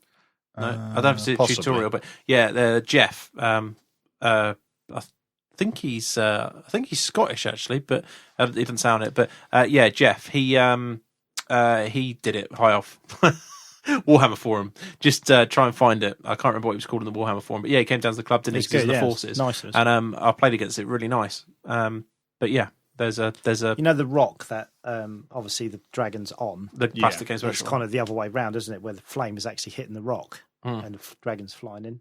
Oh, okay. I think that's how he done it. Yeah, and it looks really good. But yeah, there's Warhammer Forum. Check that out because there's I don't know. You'd have to dig it out, but it'll be there somewhere. That was really popular at the time because it was the first time anyone had seen it done. But Yeah, it looks really good. And I have a feeling he explained a bit about the green stuff in and how he did it. So yeah, if you bulk the area out, the shape of it, Yeah. do that first, and maybe do that with say like milliput or something, so it's like cheaper putty, and you can do a bigger area, and then go over it with green stuff, and then you kind of pinch. You dig your tool into the air and kind of drag it up into a point, so you've got like a furrow that goes into a point. Yeah, that's what I've been doing. Sort of like dig it in, flick it up on one side of like a sausage green stuff, and you turn it round and sort of flick it up again. Work your way around it. Work your way around it right to the end, and then and it really comes down to how you paint it. Because when you've green stuff, that you kind of think, well, it doesn't actually look like flame, because flame wouldn't do that. But when it's painted, it looks the part. Yeah, well, I find a lot of stuff with sculpting, like fantasy, when you're doing your own things, like fur. You know, sculpted fur, it doesn't look anything like real fur. No, but it kind of works on a fantasy model. Yeah, well, it's like it's one of those things like with basing, where if you actually have a man stood in a grassy field, then the base would all be grass. But actually, if you do that with your Warhammer models, it looks like you haven't put any effort in. Yeah. And it's like that doesn't look natural when actually, if you have a person stood in the field is grass. Yeah, just completely green. But no, you're right. So have you ever been anywhere where it's been like mud with these like patches of grass? Yeah, just random. I've never seen anywhere like that. No, I haven't. So you were doing your mage, and you say you played a game as well. Yeah, so I played one game against Lewis at the club, which so he had his Empire, which was a very nice fluffy Empire list. So it had big block of halberdiers, big block of great swords, block of knights with a general of the Empire with the rune fang in it, one cannon, no hellblasters, no demigriffs, and there was some magic in there as well. I had my sort of fairly standard high elf list. So I had my Sea Guard, my Reavers, my Phoenix Guard, and I took the Dragon Mage. Proxying it was just a chariot, and we had an interesting game where when you sort of talk to Empire players and they're like, cannons aren't that good, they don't always work, and hands up in the air, that's me, and then you talk to the other players like cannons are bent, ruin Warhammer, just take everything off. This was one of those games where it went, I one shot your Frost Phoenix, thanks, one shot the Dragon Mage, thanks, and then I sort of pushed it forward and I lost some fairly short charges, sort of 5s and 6s, and my army just sort of stopped in front of his knights and halberdiers and got run over. But it was one of those things we found with White Lions. He seemed very, very nervous about actually fighting them, and it was one of those things where we had a sort of discussion afterwards of how much of an impact losing rerolls has had on that unit's effectiveness. And I was saying to him, honestly, if you can do anything that makes me hits on 4s, the unit does no damage and will die. And that's exactly what happened. Fast protection, I think it was, and blew through them in 2 rounds. Oh, right, okay. So it was interesting because it was sort of like our first sort of go with sort of anything approaching South Coast comp. But I got smashed up. One thing he did have, 2 units of 5 Outriders. Oh yeah, they're amazing. I bet they destroyed your army, didn't they? Because you didn't have any return fire other than a unit of bowmen, did you? So. Well, I had my Sea Guard, 2 units of Reavers, and a little unit of Sisters. Oh, you did a bit then, yeah. And I flaming sworded up my Sea Guard, shot my whole army at these 2 units of Outriders, killed 4, and then they just spent the rest of the game just gunning me down from the flanks. It's horrendous. Yeah, I bet. I like it. Yeah, I still think they're pretty good. You just don't have in a internet style tournament list for Empire. You just don't have the points. It's silly points. It's the thing he's got of where he isn't taking that Ken, where he isn't taking that steam tank. You suddenly have points for these units of fast cav, and actually against the elf matchup where I think it's toughness 3 with not a lot of save, they're actually pretty awesome. Strength 4 armor piercing, yeah, definitely multiple shots. It is pretty solid. And didn't you play another practice game? I was invited down to Heelan Studios. To play your Sheffield list with my 2K high elves, which was very similar, except without the Dragon Mage and other such fun options. But you managed to get quite a lot of bodies on the board we were discussing, weren't you? I quite liked your list. I thought it was good. It's the way I like to play elves when I play them. Minimal characters, loads of men. Yeah, it's sort of what was the sort of more common elf lists in 7th edition before high elf players said, oh, look, we got Banner of the World Dragon, let's put all our characters in it. And it was one of those games where you sort of, I had some fast stuff and I needed to use it to sort of clear off the chaff. And I didn't use it particularly well in terms of clearing off that chaff. And I was like, you get to a stage when you're against Lizardmen, it's like, well, I can either sort of back off now and just try not to go down too hard, which is probably the sensible option, or because we're trying to find out what things are going to do for a tournament, you stress test it, don't you? Yeah, you yeah, throw it forward. Let's see what happens. Lizard men still kill elves, is what we found out. Turns out that they're still good against elven infantry, and they shoot things. The salamander was pretty good, wasn't he, as well? Was he good in that game? Yeah, he killed off nearly the whole Sea Guard unit in like one shot. Oh, that was it. Yeah, he killed. Yeah, I remember. Yeah, you had this full. So it was looking a bit. I thought, I'm going to have to fight some fully ranked elves here, and then the salamander sorted that right out, didn't he? And Wayne's pet hate the salamanders. They took a bit. A lot of people moaned about them because they lost the -3 armor save, but being strength 4 against toughness 3 infantry, when you do get that shot, makes a massive difference. And funny enough, as we'll hear about in a minute, I played a practice game against against the Lizardman army with my vampires, and the strength 4 destroyed. It killed like 30 something ghouls over 2 turns, or just kept hitting them and just absolutely destroying them. So yeah, do still look pretty good. But yeah, that was my first outing with the Lizards for a while, and it was a good game actually. I'm still the only thing I really enjoy playing my Lizards. I'm not sure my opponents will after a while. It's not that kind of list. It's not the kind of list I think everybody's going to want to look forward to playing every week. I think it's still got that bit where it does basically avoid you for the game. But especially when you got the 6 spell slan blasting off 2 dice, kill that, 2 dice, kill that, 2 dice, kill that. Yeah, it was mighty good, mighty good. I've been umming and ahhing about Wandering Deliberations or Death, and I've been really enjoying the Wandering Deliberations. It really suits the way I like to play Lizards, which is kind of a bit of a jack of all trades, chip away. It's a bit like Skaven, really. That kind of, chip a wound here. It's quite funny because you had Frost Phoenix, didn't you?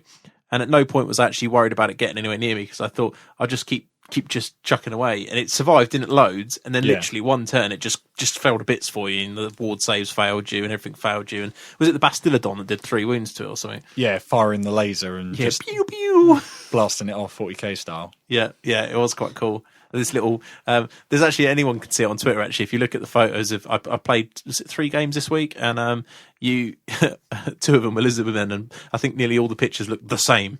There's these 2. There's a Bastillodon, an ancient Stegon on either side of a skink, a slan artillery platform, and it just moves around the board together, shooting like this, with a little skink priest pointing out the side, shooting in the other direction. But it was quite cool. So, but yeah, that's still the only downside for me. I think you can make it fluff, but I need to paint more and tidy up so that I've got a club list and a tournament list, probably, because I think that would get boring. Like if we were just playing a pick up random game without tournament practice, I wouldn't want to necessarily put that list out. Or if we did, you'd probably have to bring. I mean, we talked about it afterwards. You'd bring more shooters, wouldn't you, basically, to counter it? Yeah, I need to bring the bolt throwers along and play it a bit more defensively and work out certain things have to be dead, particularly the salamander, but also the pterodons have to be dead before I can go forward. Really.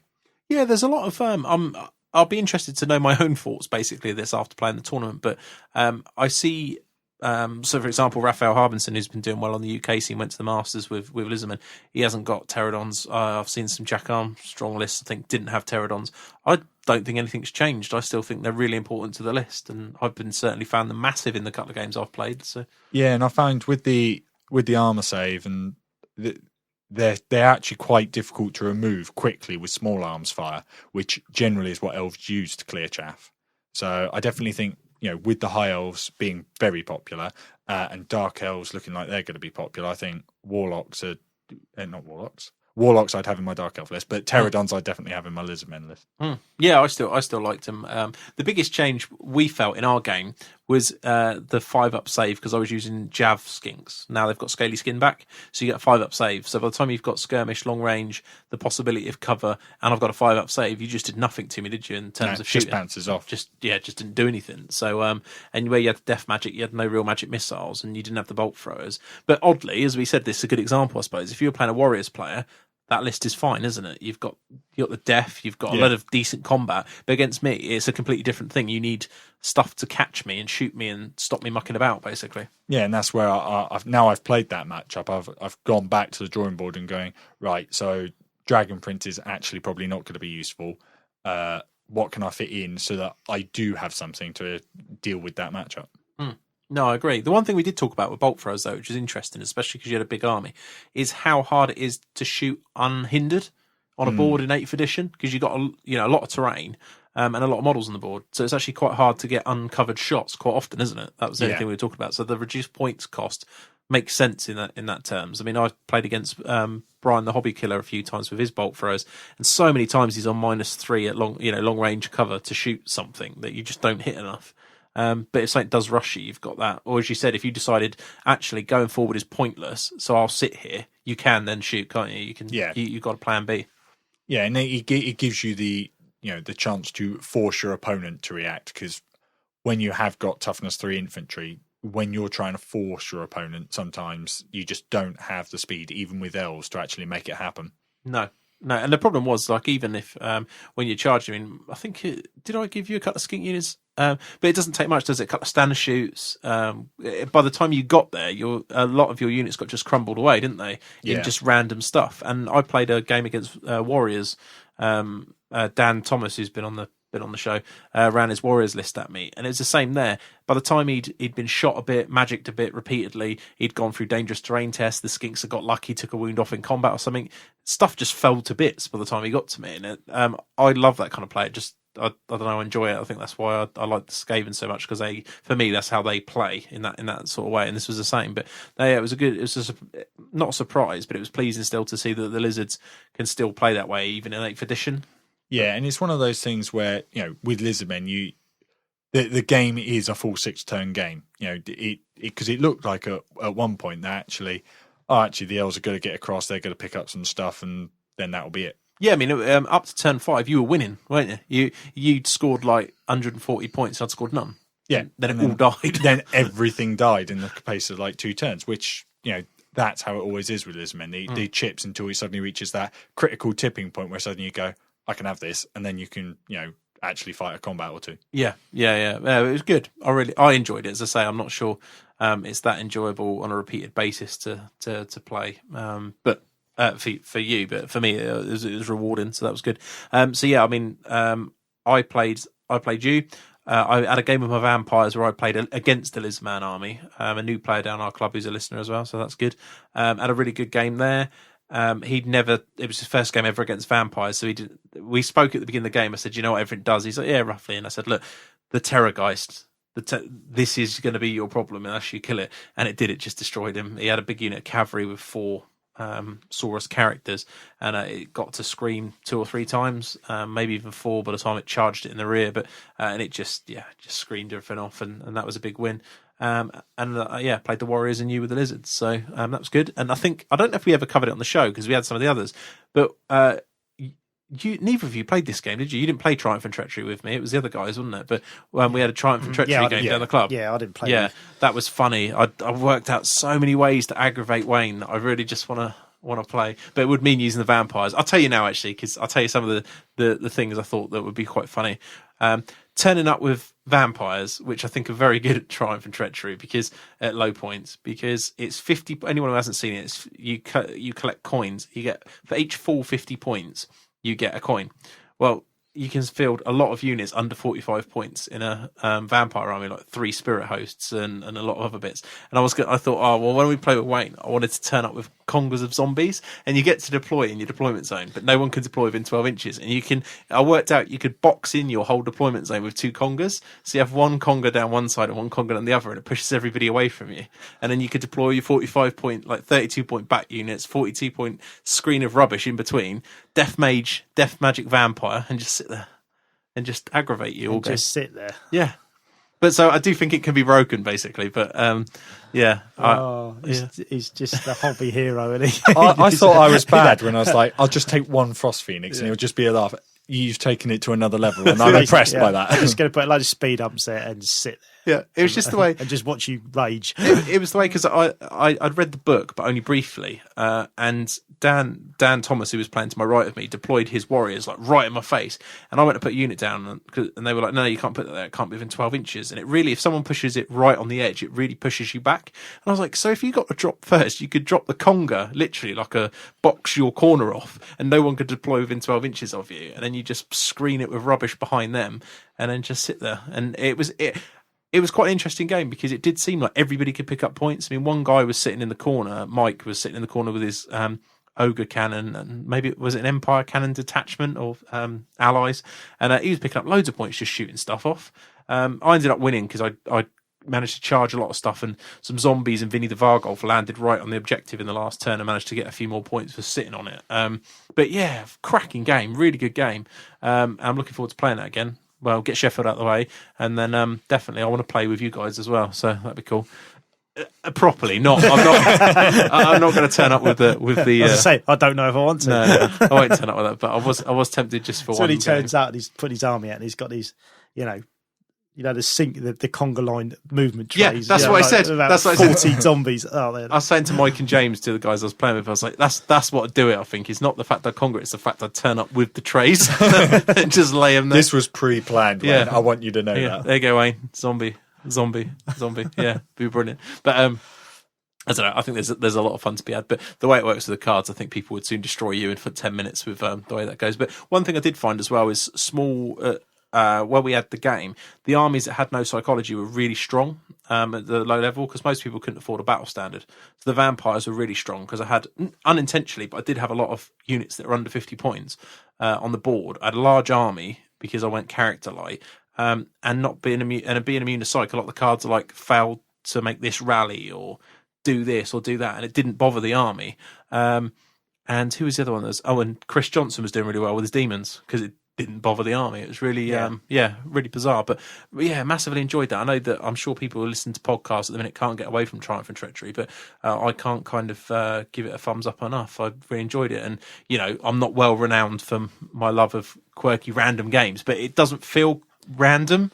It's still in control. It's not too quirky. You're actually playing Warhammer. It's just got a different element to it, hasn't it? It's not breaking it or making it kind of weird. It's just making it different. Yeah, I mean, and it's things like there's a card there's a couple of cards you've got to be aware of, basically. But I think once you've seen them, you know to not pick a list that's critical. So one of them is you can play and it will irresistible force a spell and force you to miscast. So obviously, if you've got a vampire or somebody like that, you've got to be very careful about casting if you've annoyed people. So like I didn't cast for a lot of it because it was pointless. And the other one is if you're already running, people can pay coins to force you to carry on running.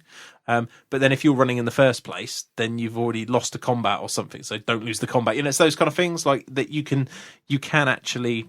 And there's ones where you can go to shoot someone and they can play a card that means you have to shoot someone else. But if you know it's there, you always angle your units, hopefully, so that you can shoot two different players. It's that kind of like once you've seen it once and you know those cards exist, I think you can minimise the impact to your own army. There's still it still feels like a game that is there to win. But yeah, really good fun. But as always, I think it depends on who you're playing with, and we're just lucky with sport down the club. Everybody's cool, so that was good. And my Beady Weedy week, really quickly, apart from playing lots of Warhammer, is getting the lizards out, remagnetizing some stuff, hoping to do some movement trays. I've stolen some ideas off the two guys in front of me with regards to movement trays. Wayne uses a certain size Plash Struct, and I tried to make my own skirmish movement trays, but they're an abomination. And then Wayne pointed out to me that the Plash Struct is like the right size. It does half an inch if you have the two. Is it 4 mil? Those strips? Can't remember what they are now. Yeah, which ones did you buy? They did 4.8s. Something like that. But it works out basically the two together is half an inch, so it works perfectly for spacing out a skirmish tray. So done that, and I know long-term listeners will remember me talking about trying to get some jungle trees, but not like aquarium-looking jungle trees, but that kind of like big canopy ones with stuff drooping down on them. And Sai's done some fantastic trees on his elves that are just the right sort of thing that I'm looking for, but with slightly different foliage. So I'm nicking his idea and trying playing around with old school tree making. Like I remember I had some trees that used to be my scenery at my house that were made in the same way, which was you twisted wire together and made the shape, and then I used to use PVA bandages, but this used tile grout, didn't you, for yours? Yeah, for mine. So I'm going to play around with a bit of that and see if I can get something done, but whether it gets done for Sheffield, I don't know, but that's really what I've been up to. What about you, Wayne? The Warrior Army. I've almost finished the Demon Prince. I've almost finished the Chimera. Almost finished the Warrior Block. Done 2 chariots this week. What have I actually done this week? You've been destroying it I this have, week yeah, on Twitter. I painted. I converted 4. Because it's a Nurgle theme, the Juggernauts are actually plague drones with the wings taken off, and they're half kind of plague bearer, half warrior. So basically like Nurgle warriors riding these things, and I've glued them on the bases with the legs repositioned so they look like basically big insects running. I've got 2 more of those to build, but I haven't really sort of touched them painting wise yet. So I got I did have 8 trolls as well that I was kind of in. I just had to do the final highlight on, but I'm not taking those now. So yeah, I'm really, but I'm even as quick as I'm getting through it, I'm aware that I've only got 2 weeks left. Yeah, sure. So, and considering the biggest part left to do is the 6 juggernauts, and I haven't, painting wise, I've still got to build 2. Sure. And I haven't started those yet. So, unless I really stay on it, I could very easily run out of time. I could definitely see that. I'm looking at that myself. I keep thinking I've only got a few trays to make, but it's all pro rata, isn't it? I haven't got a lot of time. 2 weeks is not a lot of time. So yeah. I've got three trays to do as well, obviously for the 2 juggers and the warrior unit. But I'm hoping if I can get this army done for Sheffield, and I like playing with it, then the 2 months before we go to Adepticon, I'm going to try and do the army again. But I've got a Zench idea for it. Cool. Sounds which good. Which we talked about before the show, and we'll talk about it on another show. But I might try and see if I can do that, because it's such a low model count. I think I can do that in the 2 months to the standard that I want to do it. Yeah, sure. No, it sounds good. But we'll see how Sheffield goes. And just quickly as well, you did play a practice game, didn't you? Your first game with the Warriors. Yeah, I did. It was jokingly, we was talking about this, just stick it in people's faces and just go forward. And I played a kind of 7th edition style Infantry Dark Elf. It was like 2 units of spearmen, big block of executioners, with the Dreadlord all tooled up. Ogre Blade, other tricksters, that kind of stuff. Yeah. A couple of bolt throwers, 2 units of crossbows, 2 hydras. So I've sort of literally first turn Demon Prince with straight in his face, and he put a hydra into it and the executioners. And as you told me afterwards, executioners are one of the few units in the game that can deal with the Demon Prince in one turn. It was more the Dreadlord. Yeah, plus the Dreadlord. Them, sorry, yeah. Which he did. It was the other Trickster's Shard. That's what done me. Yeah. So he lost, but obviously I just wanted to see Rick, practice games like I was literally throwing him away just to see what happened, because I'd never played against the Demon Prince before. I never played with it. So even though I heard everyone talk about it, I'd not actually got any experience of it. We also found you didn't quite have the loadouts right, did you? On the different characters, you just sort of put it out what you had. Yeah. I didn't have the proper, like the kit that I've got on the list that I'm taking to Sheffield. I didn't really have that kit on it. I had a kind of variation of it, but I wasn't using it properly. So I didn't really kind of get the optimal use out of it. And I didn't have the 2 units of 3 juggers. I had 1 unit of 4 with a standard and a musician. But as you pointed out, there's no point in having a musician because they're frenzied and they're overrunning. If they win a combat, so there's not really a lot of point in doing that. The Warriors, I had the Demon Prince didn't have any magic levels on it, so I had a level 2 sorcerer on foot in the Warrior block, and he miscast first turn, and he didn't fall down the hole, but the big template blew 11 Warriors out of the 18 away. That was first turn. But even so, just with a few Warriors left, they were actually good in the game. They actually still killed quite a lot of stuff. They were solid. So yeah, learned quite a bit. Learned that against the right stuff, you can lose stuff quickly.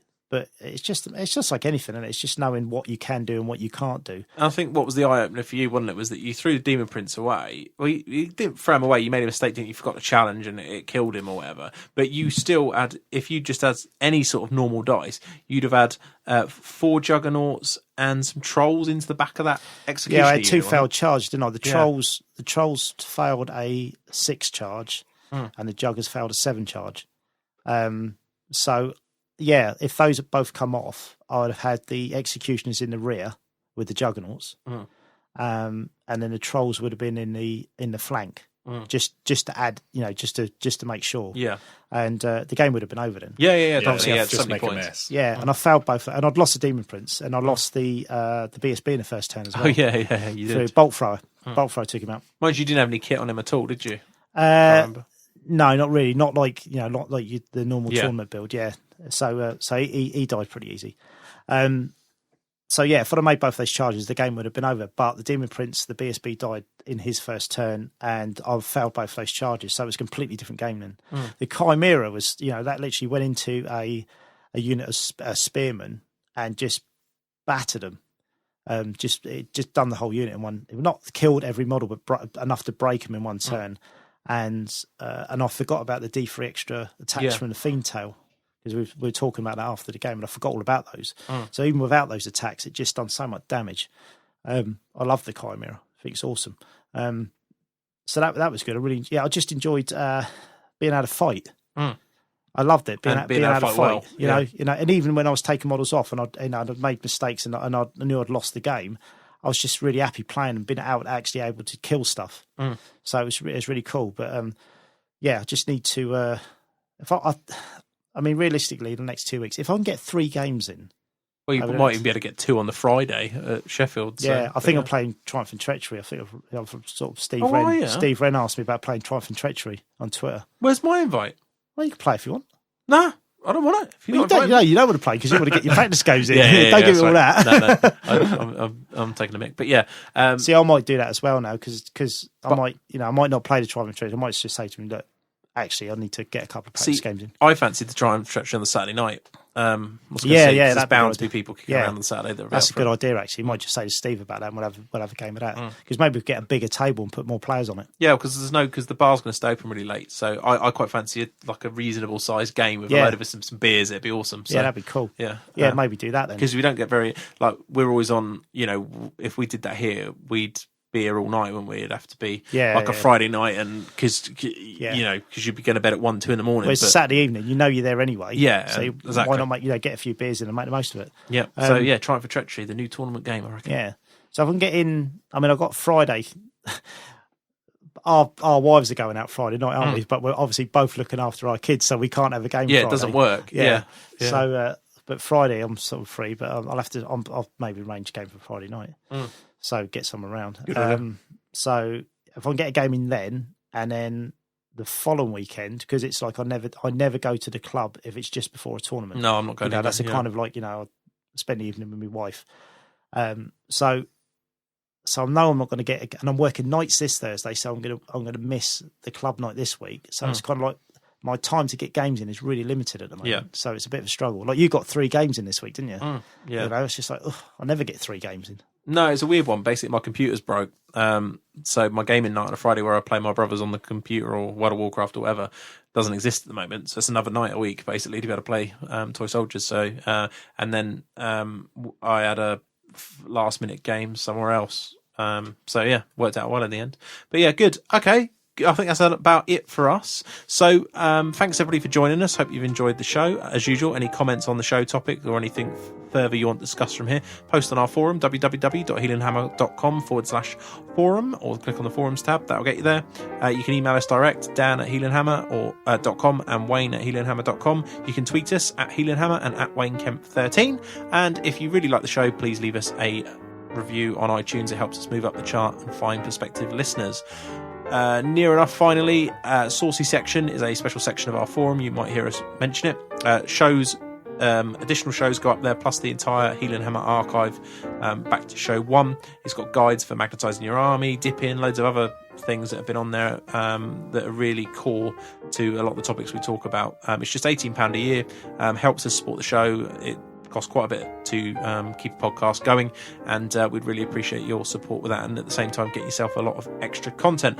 The content has been a bit slow over the Christmas period and the January period. They're my busiest time at work, and with the festivities and families it can be a little bit hard to get shows in, but moving forward over the next month we'll definitely make up for that. We've got a lot of events and things, and Wayne and I going to America is definitely going to help bump that content up. So make sure that you get yourself onto the Saucy Section. Finally, check out our sponsor, www.oddgames.co.uk, especially if you're into Magic the Gathering. They're going to have a good go on that, and check out the show notes for a code that will help you get some Brucey bonuses, maybe some money off, maybe something else. Depends on what the code is at the time. Final words, Wayne, anything else from you? I was going to say something deep and meaningful then, but no. No, bye-bye. I've got nothing. Good. And Si, thanks for coming on. Anything else you want to particularly say or cover while we're here? No, I'm quite happy and want want to go to bed. Yeah.